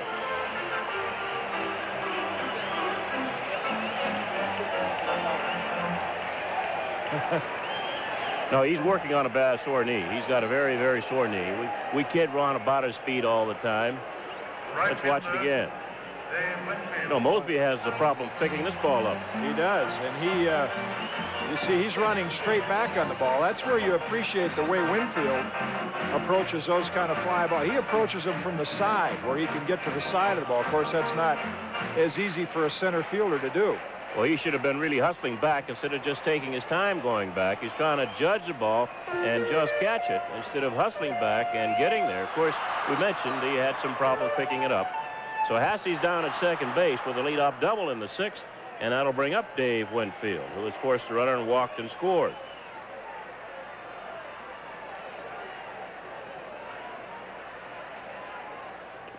Curveball for a strike. We saw earlier in the ball game, in fact, we're talking to Billy Martin, where the Yankees have not really hit in this situation. They're hitting close to 200 with men in scoring position against the Blue Jays. Similar to their defense. You know, today Willie Randolph makes 2 outstanding plays, but yet the one play that he didn't make ends up costing the Yankees 2 runs. The same way with their hitting. The Yankees leading the league in hitting, scoring a lot of runs, but yet, as you mentioned, and Billy pointed out also, they have left an awful lot of runners on base and in scoring position. See here, even though Winfield is a power hitter, from a fundamental standpoint, I really like to see a guy be able to go to right field in this situation and advance the runner, start manufacturing some runs. That's a base hit, and Hasse's going to have to hold at third base. Ron had to hold up to make sure the ball got past Fernandez, and so Winfield picks up a base hit. Hasse's now over third, still nobody out. Mike Pagliarulo's the batter. Well, he got out in front of the ball and did pull it, but he got it to the left of Fernandez. See, if Fernandez is able to come up with that ball, obviously Hasse would not be able to advance. But of course, that's one of the, I think, things that managers and players as well throw back and forth. When you got a power hitter up there, do you want him to give up a little of his power and go the other way, or do you want him to pull the ball, as Winfield did right there? That particular case worked out well for the Yankees. And there is left-hander John Cerruti. He's scheduled to start Tuesday night for the Blue Jays, but warming up in the bullpen right now. See Butch Weininger coming in. He might pinch hit for Fishland should they get down that far. And then Butch will probably go in the ball game and catch. Of course, if they were going to do that, they'd probably have somebody run for Hasse. But the Yankees, with 11 pitchers, they don't have that many extra men. Only got 4 men to play with there. Berra, Renicky, Weininger, and Pasqua's in the lineup already. Strike one on Pagliarulo. He went after a bad breaking ball. Fags has struck out and singled. His single in the 4th sent Winfield to 3rd, and Winfield scored as Randolph bounced into a double play. That gave the Yankees a 3-2 lead. But then the Blue Jays got the home run from Ernie Whitt, their catcher, tied at 3, and that's where we are now. 2 strikes on Pagliarulo. 2 good pitches by Steve. Well, most of the top pitchers in the league, the reason they are at the top is they have the ability to make the pitcher's pitches in this situation right here, scoring position.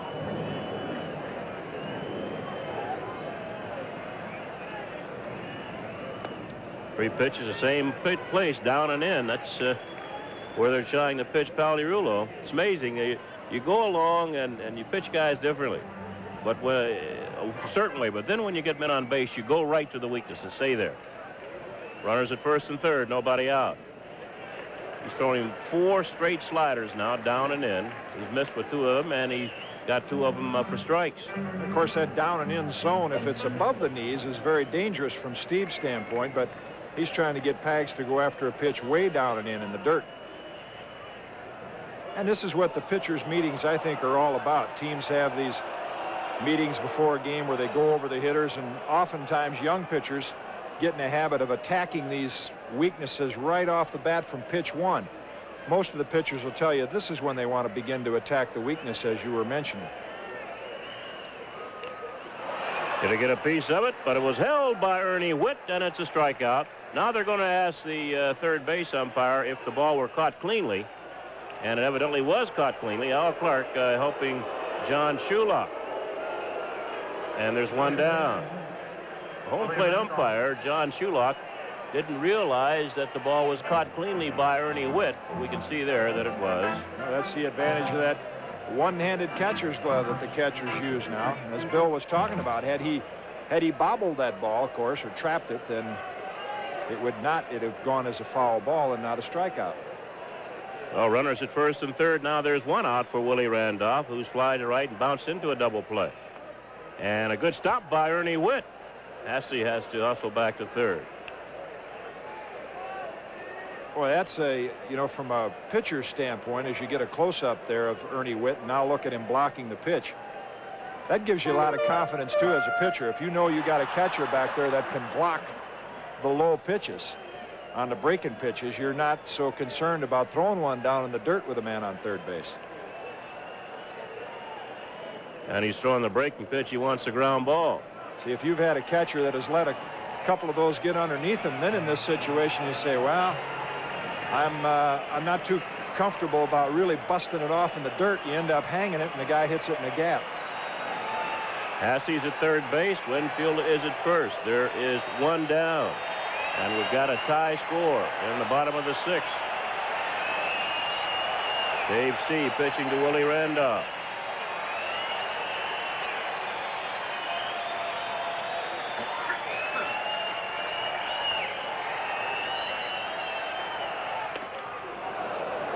One and one.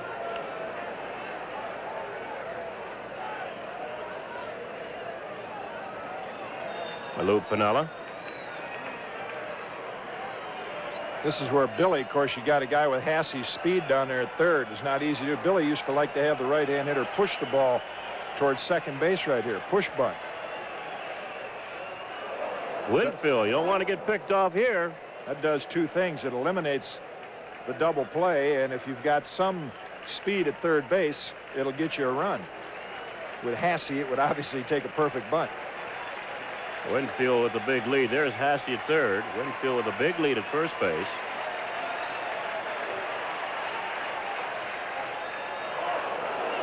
I wonder what he's thinking about or trying to do here. Unless he wants to steal second base, or maybe get down there in case of a ground ball to take somebody down to prevent the double play. He has a big lead at first, and Steve has an excellent move. And I think Joe Altobelli went over and said, hey, stay a little bit closer. Don't get picked off here. You might run us out of an inning. Yeah, sometimes you create less attention as a base runner by just taking a comfortable lead off and then breaking with the pitch. Get a little quicker start with the pitch. He's cut his lead down maybe a half step.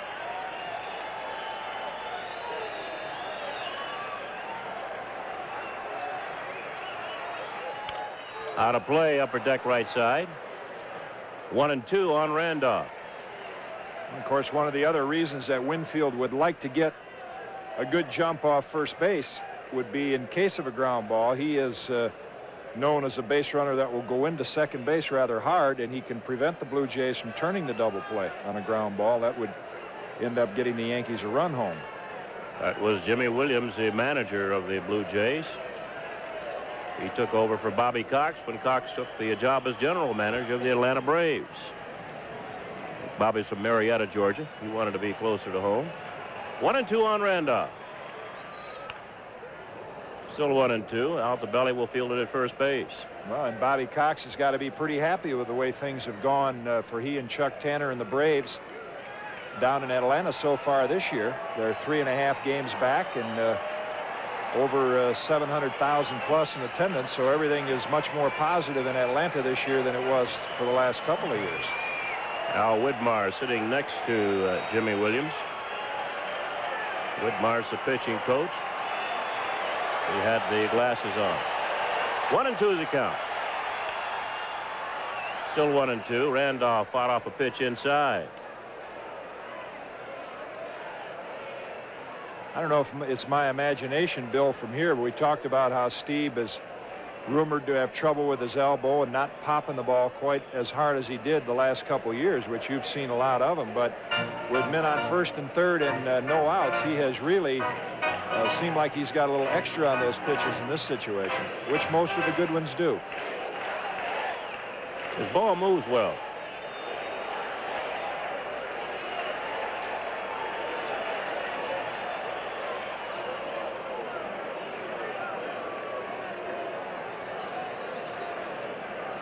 Score is tied 3-3.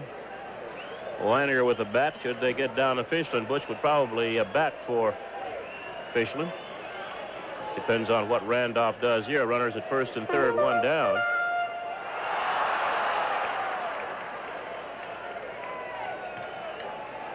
Hasse's at third. Winfield's at first. That's foul. He's keeping the ball in on Randolph. I think he's turning the ball over, and it's really sailing in on Randolph. Trying to tie him up inside. A couple of check swings, and that one was inside. Well, with Upshaw holding Winfield at first, Willie's got a big hole over there to shoot at, and he is very good at going to right field. We've mentioned in previous games he actually has more power to the opposite field than he does when he pulls the ball. So Steve, to counteract that, is trying to run that ball in on his hands and keep him from going to right field. 1-2 the count. Randolph, 1 home run, 30 runs batted in this year. 2-2.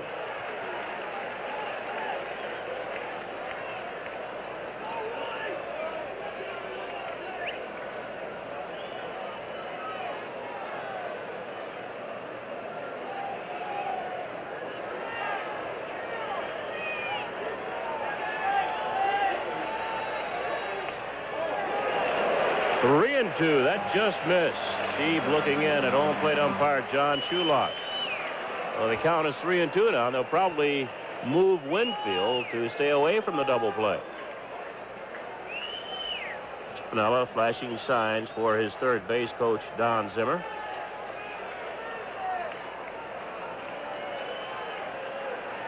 Three and two on Randolph. Winfield's going, and it's a double play. He will be tagged by Fernandez, and the side is retired. No runs, 2 hits, 1 man left on base. At the end of 6, Yankees 3, Toronto 3 on the Eastern Airlines scoreboard.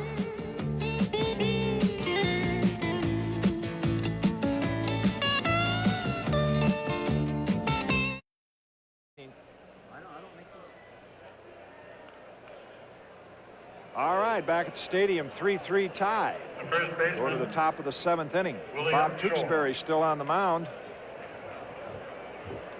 for the Yankees, and Dave Stieb, who just worked out of a 1st and 3rd no-out jam, still on the mound for the Blue Jays. So the pitchers have been in control. There's Willie Upshaw, who will start things off here for the Jays in the top of the 7th. And Tewksbury starts him off with a slow curveball, catches the outside corner. Strike 1 on Upshaw. Fastball misses up out of the strike zone, and here to carry along after that 1-1 count, the Scooter's back in business. No, not really. I'm No? very disappointed that last inning. The way it happened, that double play, Willie hit the ball right on the nose.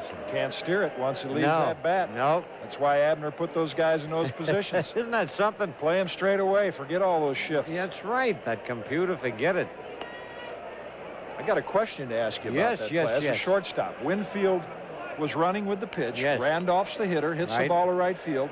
Why wasn't Fernandez covering I second think base? they. Oh no, with Do you lay Randolph. back in that situation? As a No, you're shortstop? right. The normally either Fernandez missed him going. There's a bouncer up the middle. Oh, nice play by Fishland, who's made some pretty plays today. 1 man out. No, I was thinking as an Yeah. infielder there that the shortstop would be kind of going towards second. Well, now wait a minute. You remember I have told you that Joe McCarthy's theory as we look at that play again looked like a sure base Second hit to him. baseman. Yeah, he's made some gems there. Garcia. Yeah. Willie slipped. You see that? He has had problem with his spikes. I think we got to get him longer spikes. But no, Joe McCarthy used to say, and he made us practice it and do it in the game, not to leave as soon as that guy breaks. There's a bouncer, and they're going to have to hurry. You can't make the play. It's a base hit. His only chance was to let it go, and it might have kicked foul, but you never know. Well, as you mentioned, you see the breaking ball right there, bounces off the plate. You mentioned Willie lost his footing. Looks like Tewksbury begins to lose his balance there just a little bit. Yeah. It's the only way he could have made the play. Yes. It's a do-or-die play. You try to pick it up on the run and throw it Catcher. immediately. Ernie Witt. All right, getting back to that thing with Fernandez over there, whether he was able to do that, use enough control to wait until McCarthy said, Joe McCarthy would say, wait till the ball gets by the batter. If that guy's running, I don't want to leave that big hole for a guy to get a base hit. And we look at the bullpen. That's Holland and Fisher. Okay. So anyway, Fernandez did not break, and whether he didn't see Winfield going or he waited, it turned out to be the smart thing, because if he does break the way he's supposed to, Willie being a right field hitter, that ball's right through there for a base hit. Well, the other thing I thought maybe their thinking was, we will let Winfield steal second. We're going to hold our positions. If Randolph strikes out, you know, we're going to go ahead and let him steal, not commit ourselves. I didn't know what infielders' thinking would be on that. All right, well, that's your job tomorrow to find out, Cott. You thought of it, so you've got to ask the manager and the shortstop. Can you speak What better Spanish? man could I ask than a former Yeah, shortstop? but I know how I think, but they don't think the way I do. Like White, he doesn't think the way I do.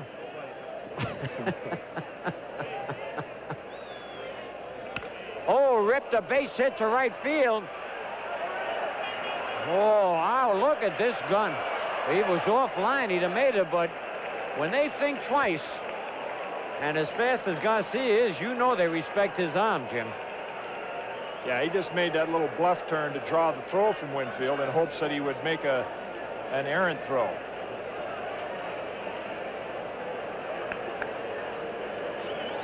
A lot of people ask why Dave Winfield, because there's a lot more ground to cover in left in Yankee Stadium, why he doesn't play left instead of right. That's one of the reasons. Yes. Is that he can keep a lot of base runners from going to first and third. A lot of times he doesn't even have to make the throw. He just, because of the reputation of his arm, they will not run to third base. That's exactly what happened right there. All right, Rick Leach, 0 for 2. Grounded out twice, both times to Willie Randolph. One man out. 3-3 ball game, and bounce to Willie Randolph again. And he'll make the sure play at first. He hit it right off the end of the bat. So 3 times he has bounced out. Second and third, 2 men out. Shortstop, Tony Fernandez. Boy, he got a slow break from home, didn't he, on that?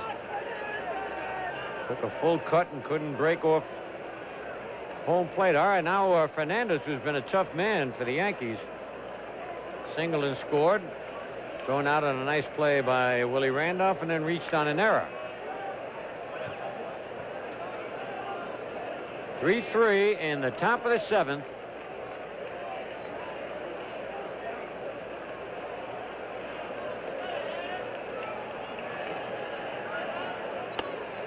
Just missed inside.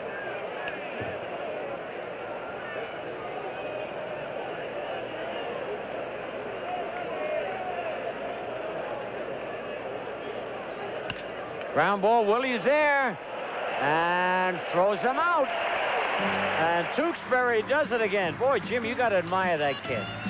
Hasn't walked anybody or struck anybody out. And a high percentage of ground balls. Yes, sir. At the end of 6½, it's Toronto 3, the Yankees 3, and now let's pause for station identification.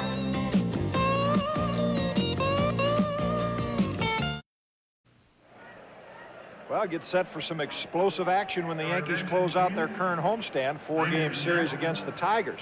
Tigers right now one of the hottest teams in baseball, and the series will start tomorrow night. It'll continue through Thursday.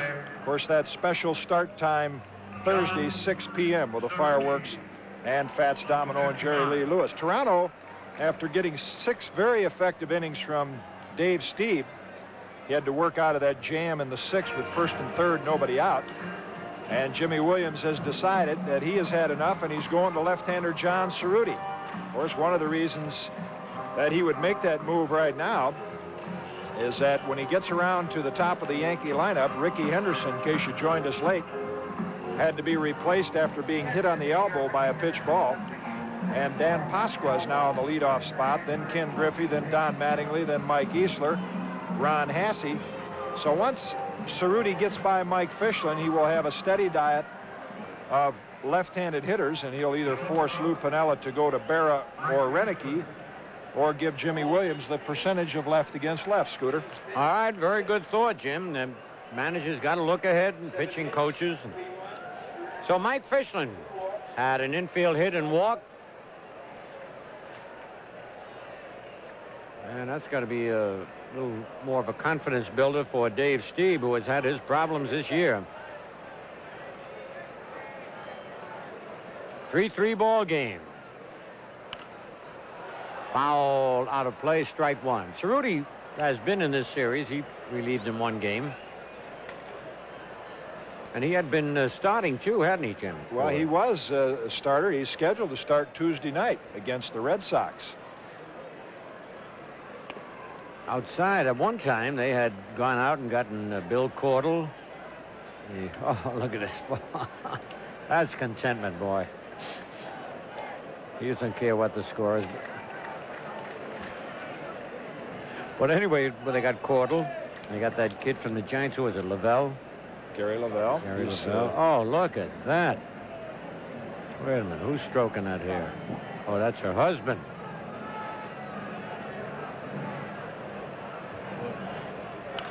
Foul out of play, 2-2. Yeah, Lavelle, of course, is out for the season with that elbow injury, and they've been hurt by a lack of a left-hander in the bullpen. They just called up Steve Davis. They sent that right-hander Don Gordon that the Yankees roughed up pretty good up in Toronto. They sent him back to Syracuse. So it wouldn't surprise me now if Cerruti, who has a little more experience, Jimmy Williams will use him out of the bullpen, and he might start Steve Davis, the left-hander, in his place. Could be. All right, 2-2 on Fish, and a fly ball center field. Mosby holds it in, 1 man out. You mentioned, Scooter, how Bob Tewksbury, what a job he had done, and he has very quietly. If there was ever a game that there's a lot of pressure on a starting pitcher for the Yankees, it would be today. I mean, there they sent Guidry and Niekro, their 2 experienced pitchers. Yeah. And Drabek going back to the Boston series, none of the starters really got through the 2nd inning, and everybody's talking about, as Billy said in the pregame show, when we're going to get a pitcher that will go 6 or 7 and keep the team in the ball game and give Piniella a little chance to maneuver. So Tewksbury has done exactly that. He has done that, absolutely. Pasqua takes a pitch low. Danny, who took over for Ricky Henderson, who was hitting the elbow his first time at bat. He stayed in the game, batted again, flied out. You could tell he couldn't swing the bat, though. So they took him out, and Pasqua bounced out to second base. Jim Acker and Doyle Alexander foul back on the screen. 1 ball, 2 strikes. Alexander is probably just throwing because he is, of course, one of the Toronto starters. And but he is a guy that likes to do a lot of throwing. I think that's one reason he's lasted so long. Very true. It'll rust out before it'll wear out. 2 balls, 2 strikes. That Johnny Sane? Yep. I know. I saw. Reason I happened to mention that I was watching the Atlanta game last night. There's old John Sane there standing next to Chuck Tanner. Yeah, I saw the same game. They were having a good time. Yes, they were. Bouncer and off there. That's going to be a base hit. Oh, what a play by Garcia. Holy cow, he played a little highlight in his day. Did you see that? Must have been a handball play. Yep. Oh, that was quick thinking. Well, he has shown, you know, the ball that he bobbled earlier in the ball game. That took some reflexes to recover. Now watch this play. This is strictly reflex action right here. Look, oh, that was pretty. Even though it hurt the Yankees, that was pretty to watch. Off the pitcher's glove, and he had to reverse his field. That's the only way he could. If he grabs that ball and tries to throw it, there's no way he gets it. All right. Griffey swings and misses a curveball, strike 1. Griffey doubled and scored in the first inning, bounced to first and fly deep to center. 2 out. 3-3 here in the bottom of the 7th. Low 1-1.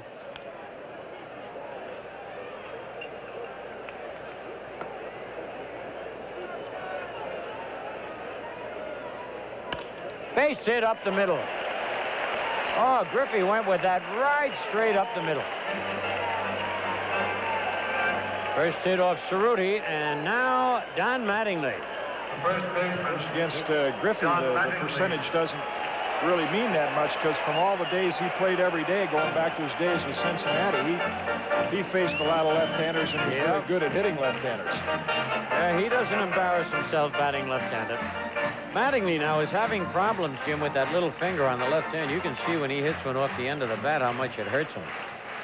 But he has hit a long sacrifice fly, singled off the leg of Upshaw, and flied to left. Ball 1. Yeah, I think there's a few players that if they were in Don Mattingly's shoes today when they came to the ballpark might have put the sunglasses on, taken a comfortable seat in the corner of the dugout. Absolutely. But you like guys like Mattingly and Winfield, even though he's not hitting, that want to play, come out and play. Oh, look at that. That's Maradona must have done it again. I wonder. He has been short of sensational. You know what number he wears, don't you? No. 10. You got to be kidding. Yeah. Built like me, too. I heard 5'5", quick, had all the women. Another base hit up the middle. Griffey will go to third.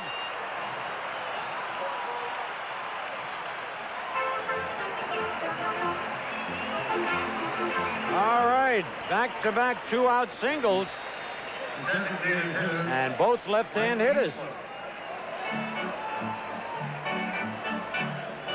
Say, that infield is hard. That ball going through there like artificial surface. Well, Wow. both hits went in the same place. I mean, Jimmy Williams playing the percentage by having Cerruti in there against Griffey and Mattingly. He cuts down their chances of pulling the ball for a home run, but they each got the bat on the ball for base hits. Now, of course, Williams is hoping maybe he could have forced Piniella to run Gary Renicky up there in this situation. He could make a move, but with Tom Hinkie down there in that Toronto bullpen, I'm sure Lou wants to keep all the left-hand bats in that lineup he can. That's for sure. All right, Eastler single to drive in a run, bounce to second, fly to right. 2 out, 2 on. Foul upstairs, out of play. There's Sweet Lou.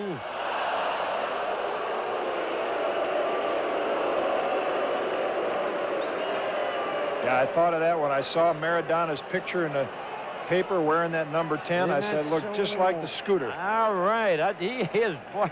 I think, you ever see, I never saw a guy hit a grand slam get more excited than these soccer players when they score a goal.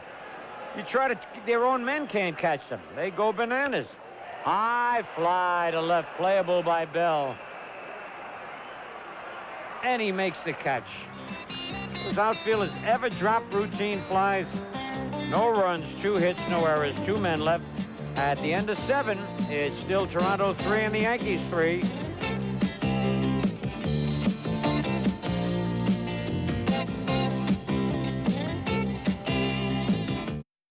Baseman, Grant 3-3 tie after 7 as the Yankees in the 6th and the 7th put runners at the corner. In the 6th with nobody out, in the 7th with 2 out. Neither time could they get the run home. So it remains a 3-3 tie. Bob Tewksbury all the way for the Yanks.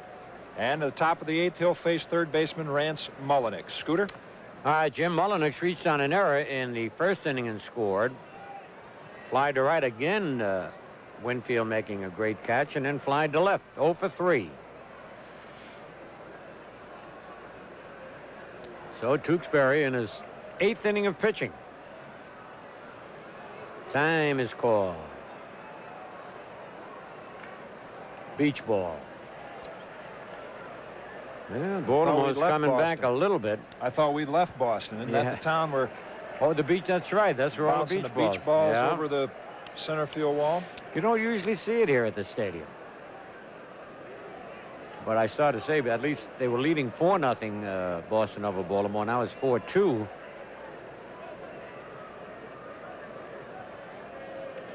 Low. They had an interesting clip in the paper today. I forget which paper it was. I think it was the News about big leads that were lost late in the year by teams that should have won the pennant. And, of course, the Red Sox were won that great year of '78 when Yankees came from 14 games behind.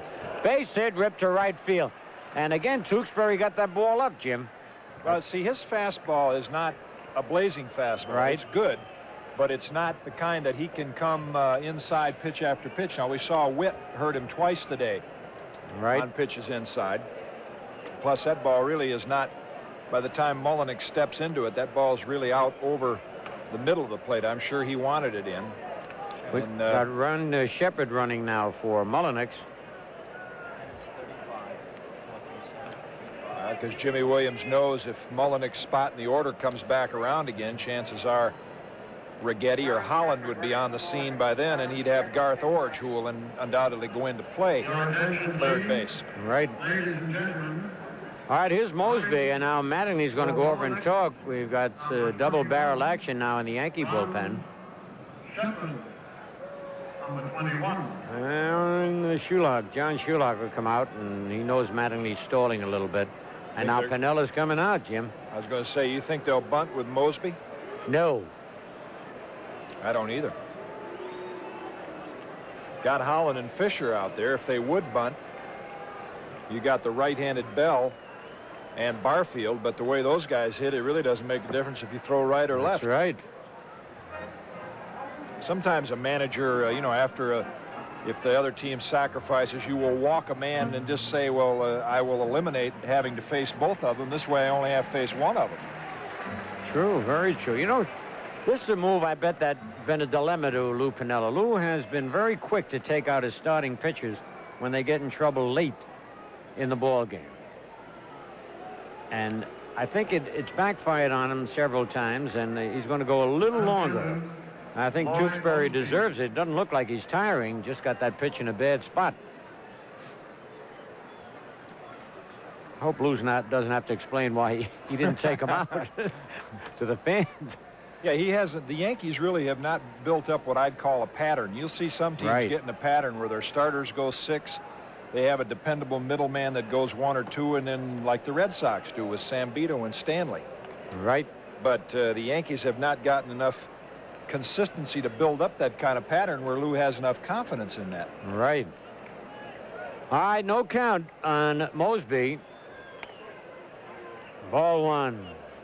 Plus, he may have, in case there was any doubt in Pinella's or in Tewksbury's mind whether Mosby was going to bunt, Lou might have just wanted to go out there and say, hey, don't think for a minute that this guy's going to try to bunt. That was a look at today's attendance there, 35,437. Back easily is Shepard.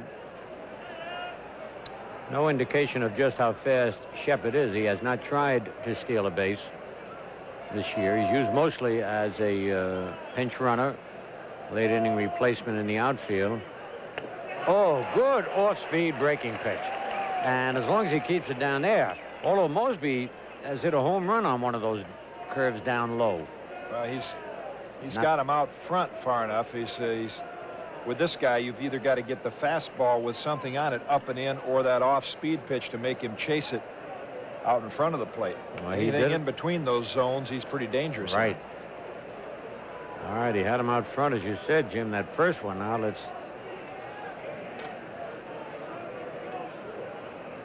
keeping an eye on Shepard.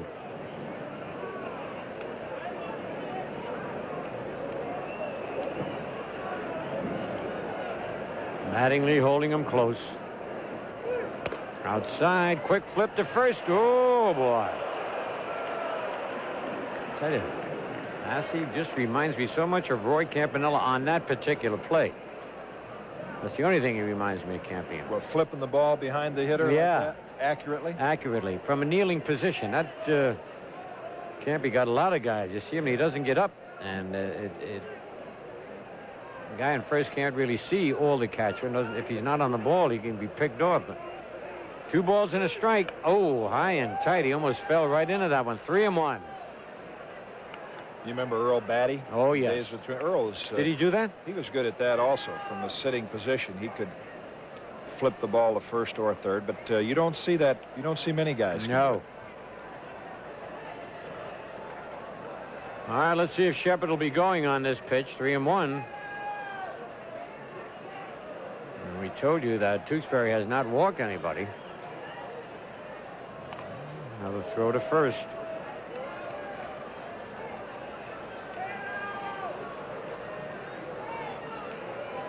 Nobody out.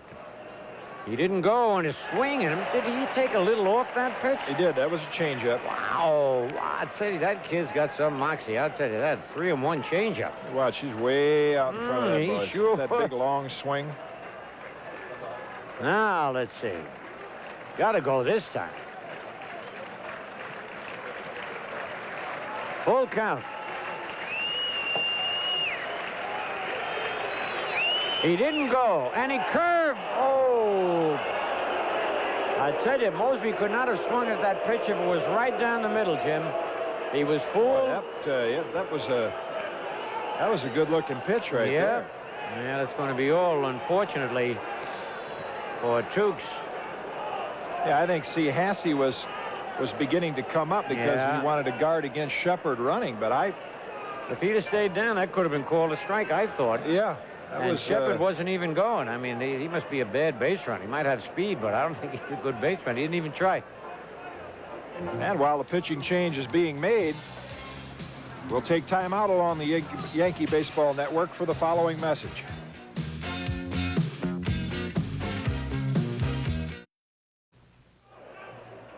Well, Brian Fisher will get a chance for a little reprieve here against the Blue Jays. There you get a look at Brian's numbers so far this year. Prior to Friday night's game, since coming back from Columbus in his the 2 outings prior to the Friday night's game, in 5 2/3 innings, he had gone. Actually, his last 6 games, he had gone 8 1/3 innings with a record of 2-0. Had not failed in any save opportunities.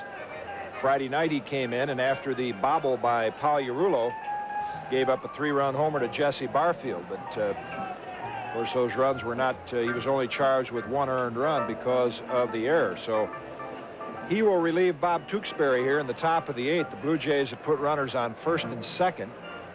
Base hit by Rance Mullenix. Shepard pinch running for Mullenix. Lloyd Mosby walked on a very close 3-2 curveball. So with George Bell and Barfield coming up, Lou Piniella has elected to go to Brian Fisher. Tewksbury worked 7+ innings, allowed 7 base hits, walked 1, didn't strike out anybody, and really did a fine job, as the 2 runs the Blue Jays scored in the first inning were both unearned. The only earned run he surrendered was the home run by Ernie Witt in the 5th inning. So 3-3, and the Yankees failed in their 2 times that they threatened in the 6th and the 7th. They had men on 1st and 3rd, nobody out. Steve worked out of it. And in the 7th inning, they got runners at 1st and 3rd with 2 out, and Cerruti got Easler to fly to left. Now the Blue Jays have mounted a mild threat here with the meat of their lineup coming up, and let's see how they fare against Brian Fisher. Scooter. All right, Bell has hit a sacrifice fly, line to 3rd, and bounced into a double play. He has not attempted to sacrifice all year, and he's not going to do it again. He pops it up. Now, if Fischlin gets there, the infield fly rule will be called. He's having problems, and Pasquale, good thing he came. Fischlin really would not have caught that, Jim. He got confused. Oh, it'd have been it'd have been interesting to see once. Don't say not interesting. Yeah, since the umpire didn't call the infield fly rule. I see. Now what if the ball hits between them? They got double play. He didn't call the infield fly. I know, that's what I mean. So if that ball but if would it have hits closed. and bounces away. I just said it would have been interesting. I didn't yes, say it would have turned out how it would have turned out. These left-handers think of things that I don't think of. That's very interesting, though. I'm glad it didn't turn out interesting. All right, here is Barfield, and he takes a strike. Boy, that was a big out. Who is that? That is Mr. Bell. He won't let go of that bat. He's probably going to burn it. He's going to take a bite out of it. As you pointed out, he has never sacrificed. No. He is leading the major leagues in most career at-bats without a sacrifice hit. It's true. It's really? Like, when we were up in Toronto. I thought you were kidding. Is that right? Close to 1,400 at-bats without a sacrifice bunt. Ooh, I know Joe DiMaggio and Ted Williams. There's a double play ball. Holy cow, almost knocked Fischlin down. And they get the double play. I tell you, Mike Fischlin has come up with some outstanding plays here. And Fisher does the job. No runs are hit, no errors. A man left at the end of 7.5. Toronto 3 and the Yankees 3.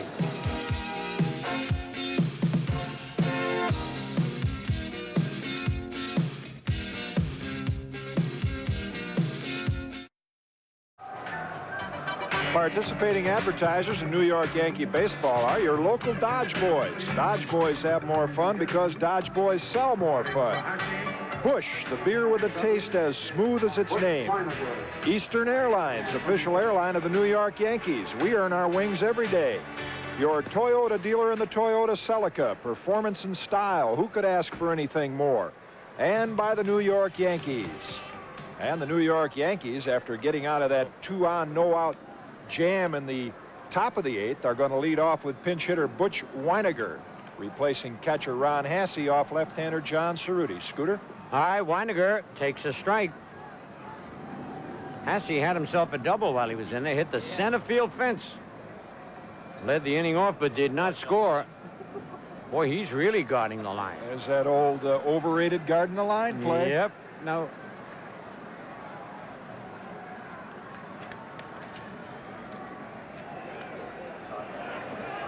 See, now, if Cerruti, depending on who the pitcher and the hitter is, if Cerruti's trying to keep the ball away from Weiniger, then my thinking is guarding the line's a poor percentage. He's more apt to pull that ball where the normal position would be. All right, but see, I'm from the old school, and I would rather they get a single than a double. That's the only reason I would go. But that's Garth Orge at third, right?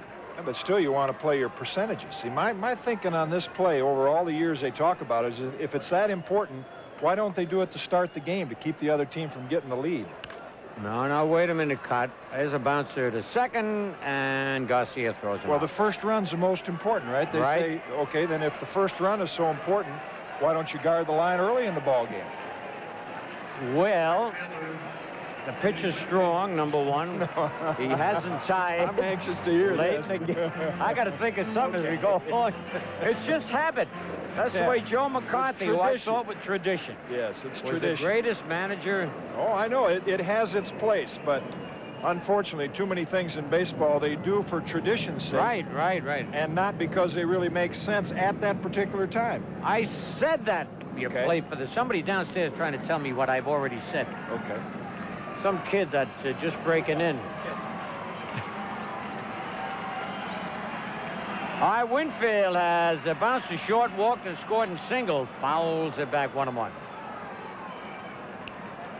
See, But now I would here- have to disagree with you on that, but that's good. That's well, what see base- here, I think it is a good percentage here with Winfield. Oh, yeah. Plus, with one out already, you do want to keep the guy off second Right. base. If he gets a single here, you got the double play in order. Single will lead off the inning. They're going to bunt him to second anyway.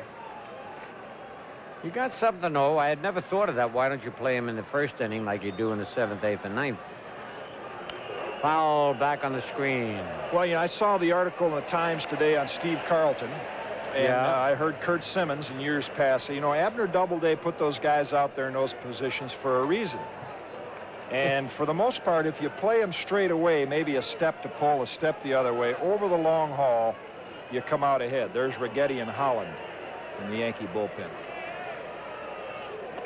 Struck him out. Ooh, that was a mean-looking breaking pitch. So Cerruti picks up his first strikeout, and the batter now is Mike Pagliarulo. Pagliarulo. Mike has struck out twice and singled. And he's got to go for the long ball right here. That's what the Yankees need. 2 out, 3-3, bottom of the 8th.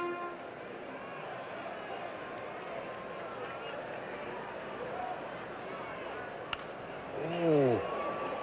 Now that was weird. It looked like he had his pitch to pull and swung late and almost got a base hit.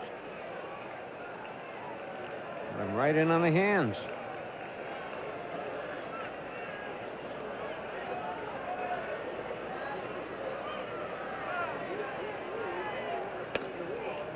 One. 2 out, nobody on the bottom of the 8th.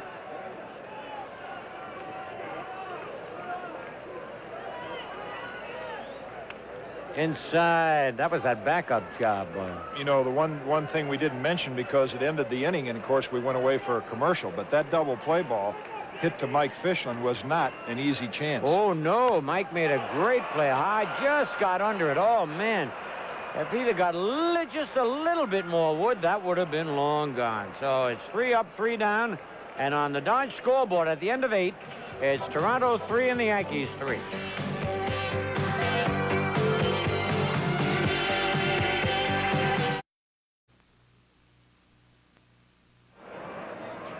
Here's the all-star lineup for Thursday night, July 3rd. Yankees host the Tigers in a 6 o'clock game. Following the game, Thornapple Valley Hot Dogs presents the Gucci Family Fireworks Show, then a music concert with Fats Domino and Jerry Lee Lewis. End of 8, a 3-3 tie. Low-scoring game for these two teams, and Upshaw will lead it off against Brian Fisher. Scooter? Yeah, it really is. Upshur has bounced out 3 times and takes a strike. Kind of a relaxed strike call that time by John Shulock. Brian Fisher in relief. Bob Tewksbury, who pitched a beautiful game. Well, and a fly ball. They're going to have to hurry. Griffey cannot get it. Upshur takes that big swing, and it's a little flare out there, and it caught Griffey on his heels. Tough to get a good jump on a ball hit like that.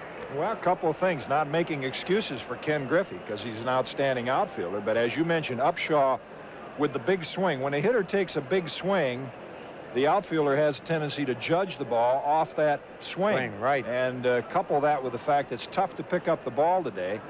And Griffey is not accustomed to playing center field.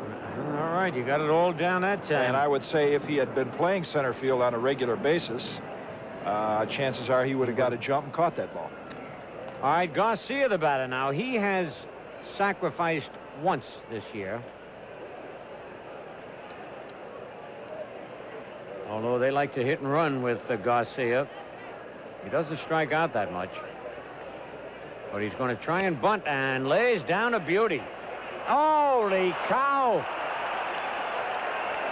How many times we've seen pitchers as they go to field to turn their head and try and throw it before they got the ball?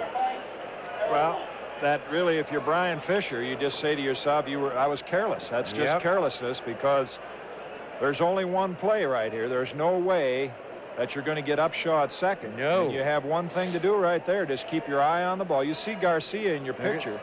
And there You got plenty of time to get him. Sure. And then he watch. He just that little quick, brief turn of the head to the left. Like, look where Garcia's there. running. Yep. He's running way inside the baseline. If he stays that far in and you throw it and hit him, he's could out. call him out. Right. Yep. But he couldn't take a chance there. And Pinella's coming out now with Witt and Leach, left-hand batters, due up. He's got Righetti and Holland out there, and he wants a left-hander.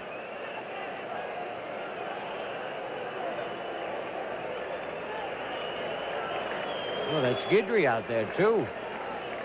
Well, he had Holland and Righetti. Well, while the pitching change is being made, we'll take time out along the Yankee Baseball Network for the following message.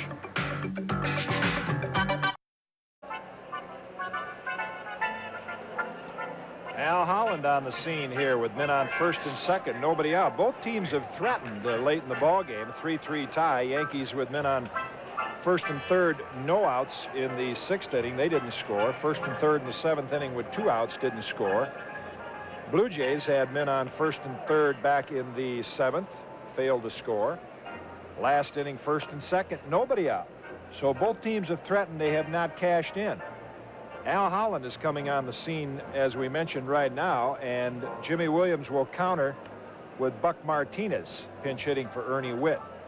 In all probability, the sacrifice bunt will be in order, and it'll be interesting, Scooter, to see how the Yankees decide to defense this. Well, if they put the rotation play on where they attempt to nail Upshaw at third, they got a sure double play because Martinez cannot run. So this is one case. If you make the bunt play properly, you can get a double play. And it's I'm sure that Martinez is going to bunt, because as you mentioned, the way he runs, if they let him hit a ground ball, it's a cinch double play. And then Cliff Johnson has moved into the on-deck circle, so he would then pinch hit for designated hitter Rick Leach if Martinez was successful with the sacrifice. Well, he's been successful once, so he hasn't had too many opportunities to try. He's only been to bat 76 times all year.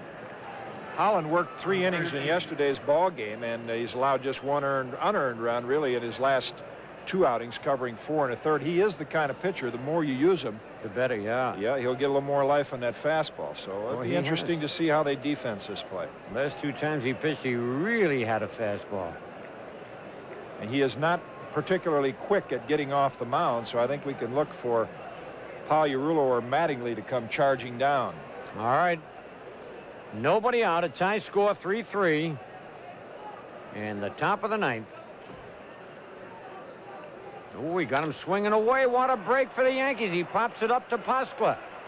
Holy cow, these managers hate the bunt. They despise it. I can't believe it. Well, I think sometimes they look so far down the road at what might happen. I mean, maybe he's saying, okay, Holland's going to try to throw a high fastball, and Martinez, a good high fastball hitter, will give him one swing. Or if he does bunt him over, they're going to walk Johnson, take the bat out of his hand. Now you got Tony Fernandez up. He's hard to dump. So I don't know. The percentage play there is I could not figure that one out. But, wow. Jimmy Williams knows his team better than we do, so he decided to let Buck Martinez swing the bat. All right, now the Yankees have almost as good a chance. Johnson doesn't run much faster than Martinez. He hits it on the ground. Of course, Cliff a better hitter than Martinez. He's batting .295, 10 doubles, a triple, 10 homers, and 37 runs batted in. He's really digging a toe hole. You know, if Tex Carlton, why do I always say Tex Carlton when I mean Steve Carlton? Because I want the Yankees to get him. It must be on my mind. Anyway, those old-time pitchers, I see a guy digging in, he'd be flat on his back. Oh, how do you like that? So all that strategy, and Johnson comes through with a single, and the Blue Jays lead 4-3. I mean, there's a guy digging in, Jim. I mean, he dug so far down, half his foot was, look at that. I mean, he's A back. lot of times they wait till you dig in, and then they let you get a good toe hold, and then come up and in with Right. the pitch. Well, Jimmy Williams might be saying now, I wish I'd have bunted. Of course, if he'd have bunted, Piniella probably would have walked. walked, right. So. Tony Oh, Fernandez. man, that is unbelievable. The first pitch thrown by Holland. And those good hard throws, I like to see him throw that fastball up around the letters or higher. Well, Johnson's a good fastball hitter. Yep. Holland relies on the fastball, and you know when you're out there in the mound, you can't manufacture a No, pitch you no, don't have, no. and Al just does not have a real good curveball. No, that was power against power. I don't know whether his side pulled a rib or a muscle or... That's a have a little- decoy. He's looking for an inside pitch. Those shortstops pitchers got don't all trust the tricks. any- No, they you don't got all trust- the tricks. All right, Fernandez has singled, bounced to second, reached on an error, and bounced to second again. One man out. Holy cow. Can you believe that? 2 pitches, a single and a double, and 2 runs scored? Now, on a curveball, if Hags knew a curveball was coming, he had to be over guarding that line. Well, he was pretty close to the line in that situation, but of course the Yankees wanted to play in double Now, play look position. at how too. far That- away he is. Three steps he took, and he dove Well, and it- still didn't get it. That's a case where that, see where that breaking ball is. It's too far out over the plate for Fernandez, and Holland is primarily a fastball pitcher. That's really not his best pitch, and usually when you leave a breaking ball out over the plate like that, that's where a right-hand hitter is going to hit it down the Yep. line. Third baseman, John Ford. Johnson really, hit the fastball. Fernandez hit the curveball. Yeah. And now Garth Orge will be up for his first time.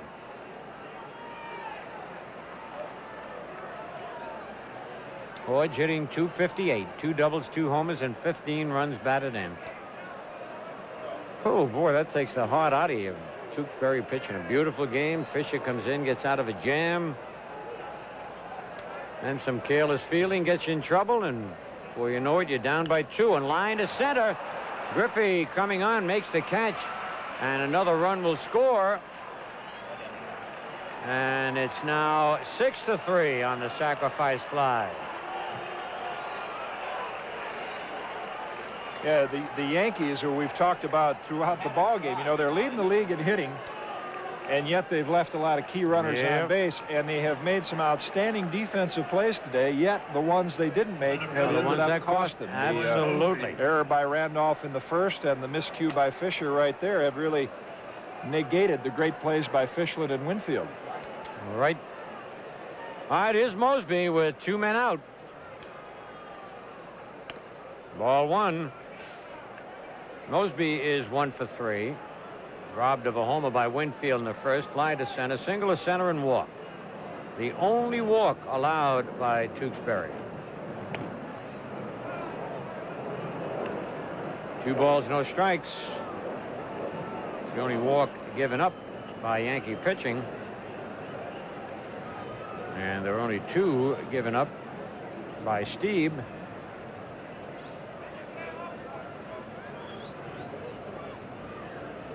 Inside, 3-0.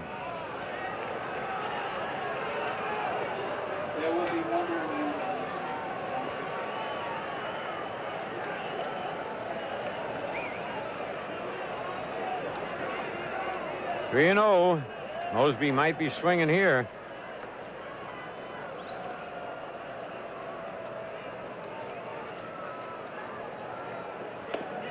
Strike 1. Well, the Yankees have nobody throwing in the bullpen right now, so of course Mosby, if he's thinking ahead with George Bell coming up, would like to take a base on balls if he could. Strike 2. 3-2.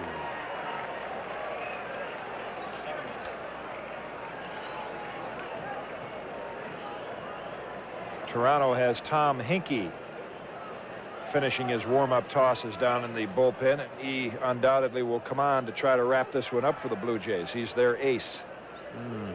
The enforcer. Full count. Popped him up. And Fichlin and Griffey. And Fichlin having trouble. He's not going to get it. Holy cow, he makes the circus catch. Boy, he's having problems up there, but he's made some fine defensive plays. 3 runs on 3 hits. There was 1 error and a man left. And at the end of 8.5, it's Toronto 6 and the Yankees 3.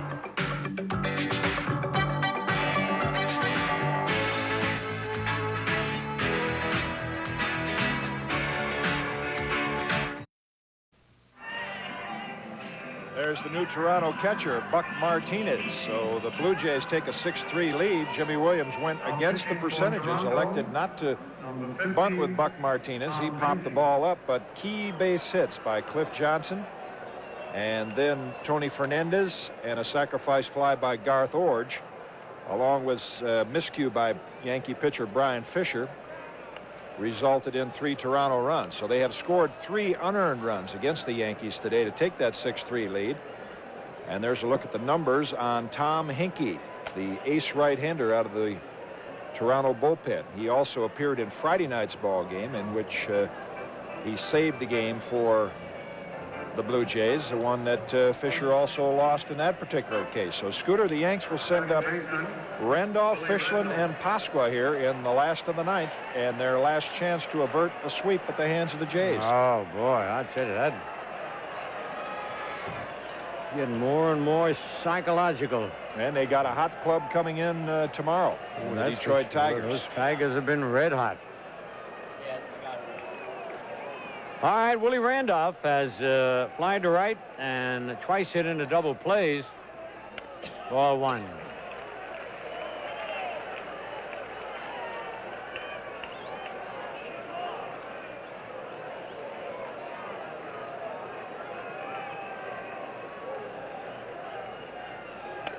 Ball 2. Well, if Tom Hinkie wraps this game up, Jimmy Williams has got to be pretty pumped the way his ball club has come back here. That would put them 4 games over 500, and they're going into Boston from here. All right. Strike 1, 2-1, Nate. I mean, it would seem like just a matter of time with the club they had. They really got a lot of talent on that club. A lot like the Yankee club. There's ball 3, 3-1. Plus, they got to be encouraged that Dave Stieb is just 2-8.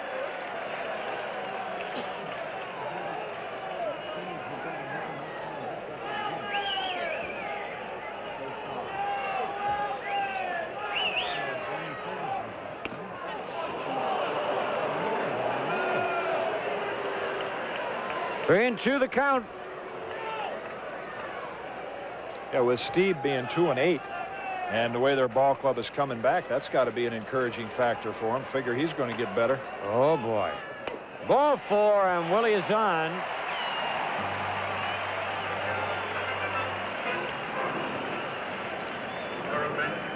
Attention, please. Ladies and gentlemen. Hinkie's walked 16 men in 39 innings, so control, if there is a weakness in his pitching ability, it would be his control. Throws exceptionally hard. Yeah, it's almost a walk every 2 innings, but he gets a lot of strikeouts, too. He's got 54 strikeouts in 39 innings. Now Gary Renicky. Pinch hitting for Fichlin.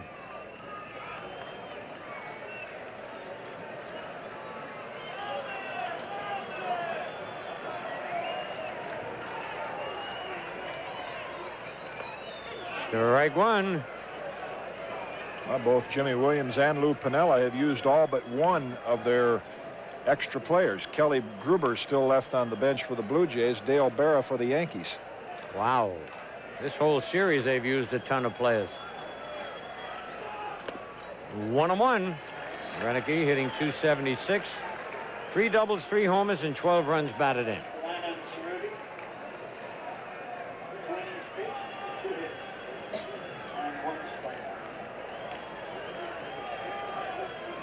Nobody out. Yanks trail by 3. Just out in front. Renicky hit that 3-run homer yesterday. A little controversy on. 2-run homer. Had 3 RBIs. That's what it was. All right, a ball and 2 strikes on Gary. Nobody out. 2-2.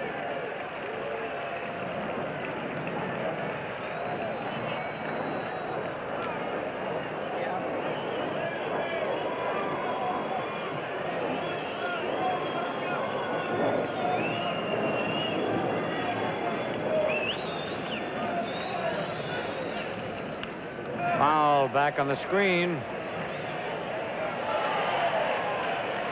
In case some of our viewers joined us a little late, Dan Pasqua is on deck. Ricky Henderson was hit on the elbow by a pitch in the very first inning, and played a couple more innings, but it obviously was swelling up, and they decided to take him out of the lineup, move Griffey to center, Pasqua to left. Well, you hate to lose Ricky Henderson anytime. There is a full count now on Renicky. 3-2.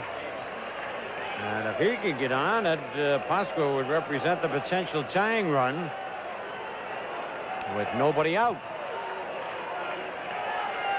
3-2. Ball 4. Oh! Don't go away. There'll be a little huddle. That young man you were talking about is out in the bullpen, Jim, loosening up. Steve Davis. Yep. Well, normally when Jimmy Williams brings Tom Hinkie into the ball game, he figures things are over, because he is leading the Blue Jays staff in saves with 9, and he has 6 wins to go along with that. Well, he walked out there very upset, Mr. Williams. Well, if there's one thing, you know, Hinkie's got to be talking to himself, because he's got 2 right-handed hitters in Randolph and Renicky or Fichlin if he were allowed in, and he walks both of them. Now he's got to face Pasqua, Griffey, Mattingly, Easler, Hasse, all left-handers. Or Weiniger, rather, who's in place of Hasse. All right, first and second, nobody out, and Pasqua is due. He bounced out in Left fielder, Jerry the 4th and bounced out in the 7th. 0 for 2.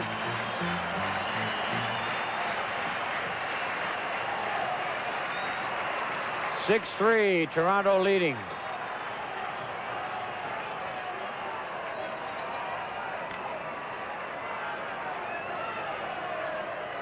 And Pasqua asks for time. Hinkie having problems. Forgot there was somebody on second, I guess. Didn't get the switch sign. There's Randolph at second.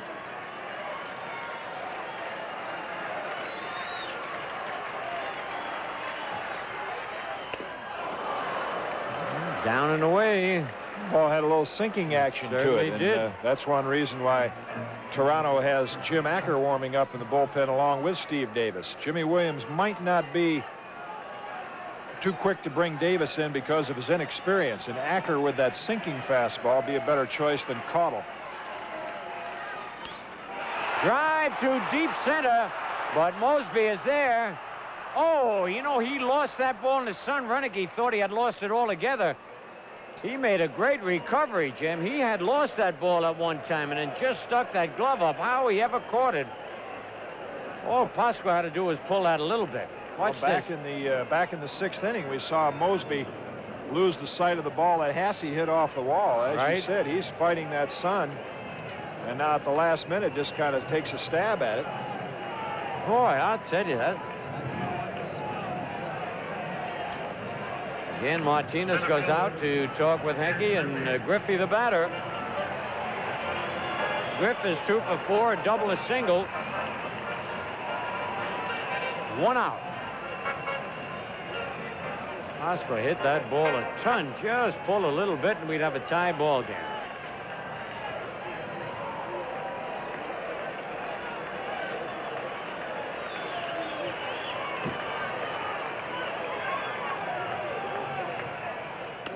Strike 1.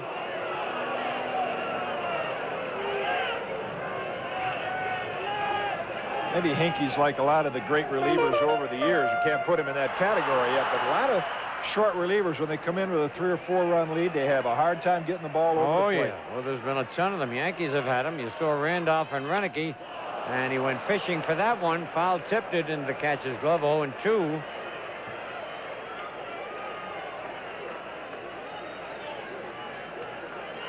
Yeah, that was not a good swing by Griff.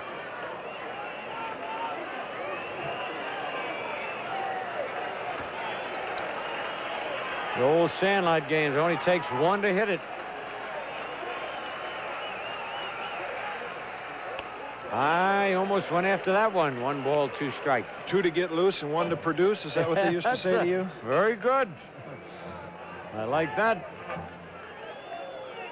We didn't use that in Brooklyn because that produce was too big a word.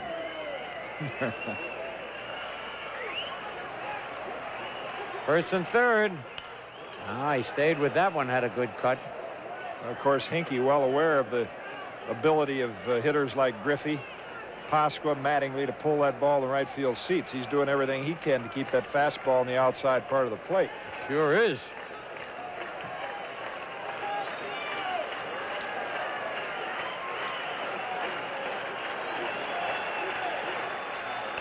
Two balls, 2 strikes.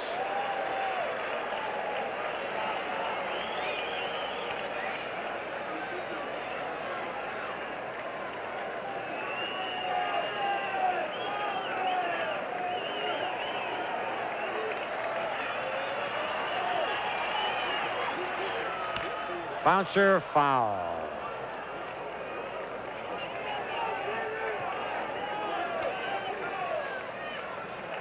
Rufinella, Roy White. And the other side, Jimmy Williams and his group.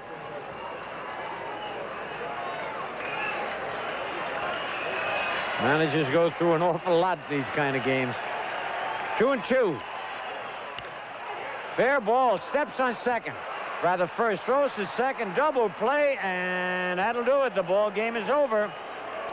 The final score, Toronto 6 and the Yankees 3.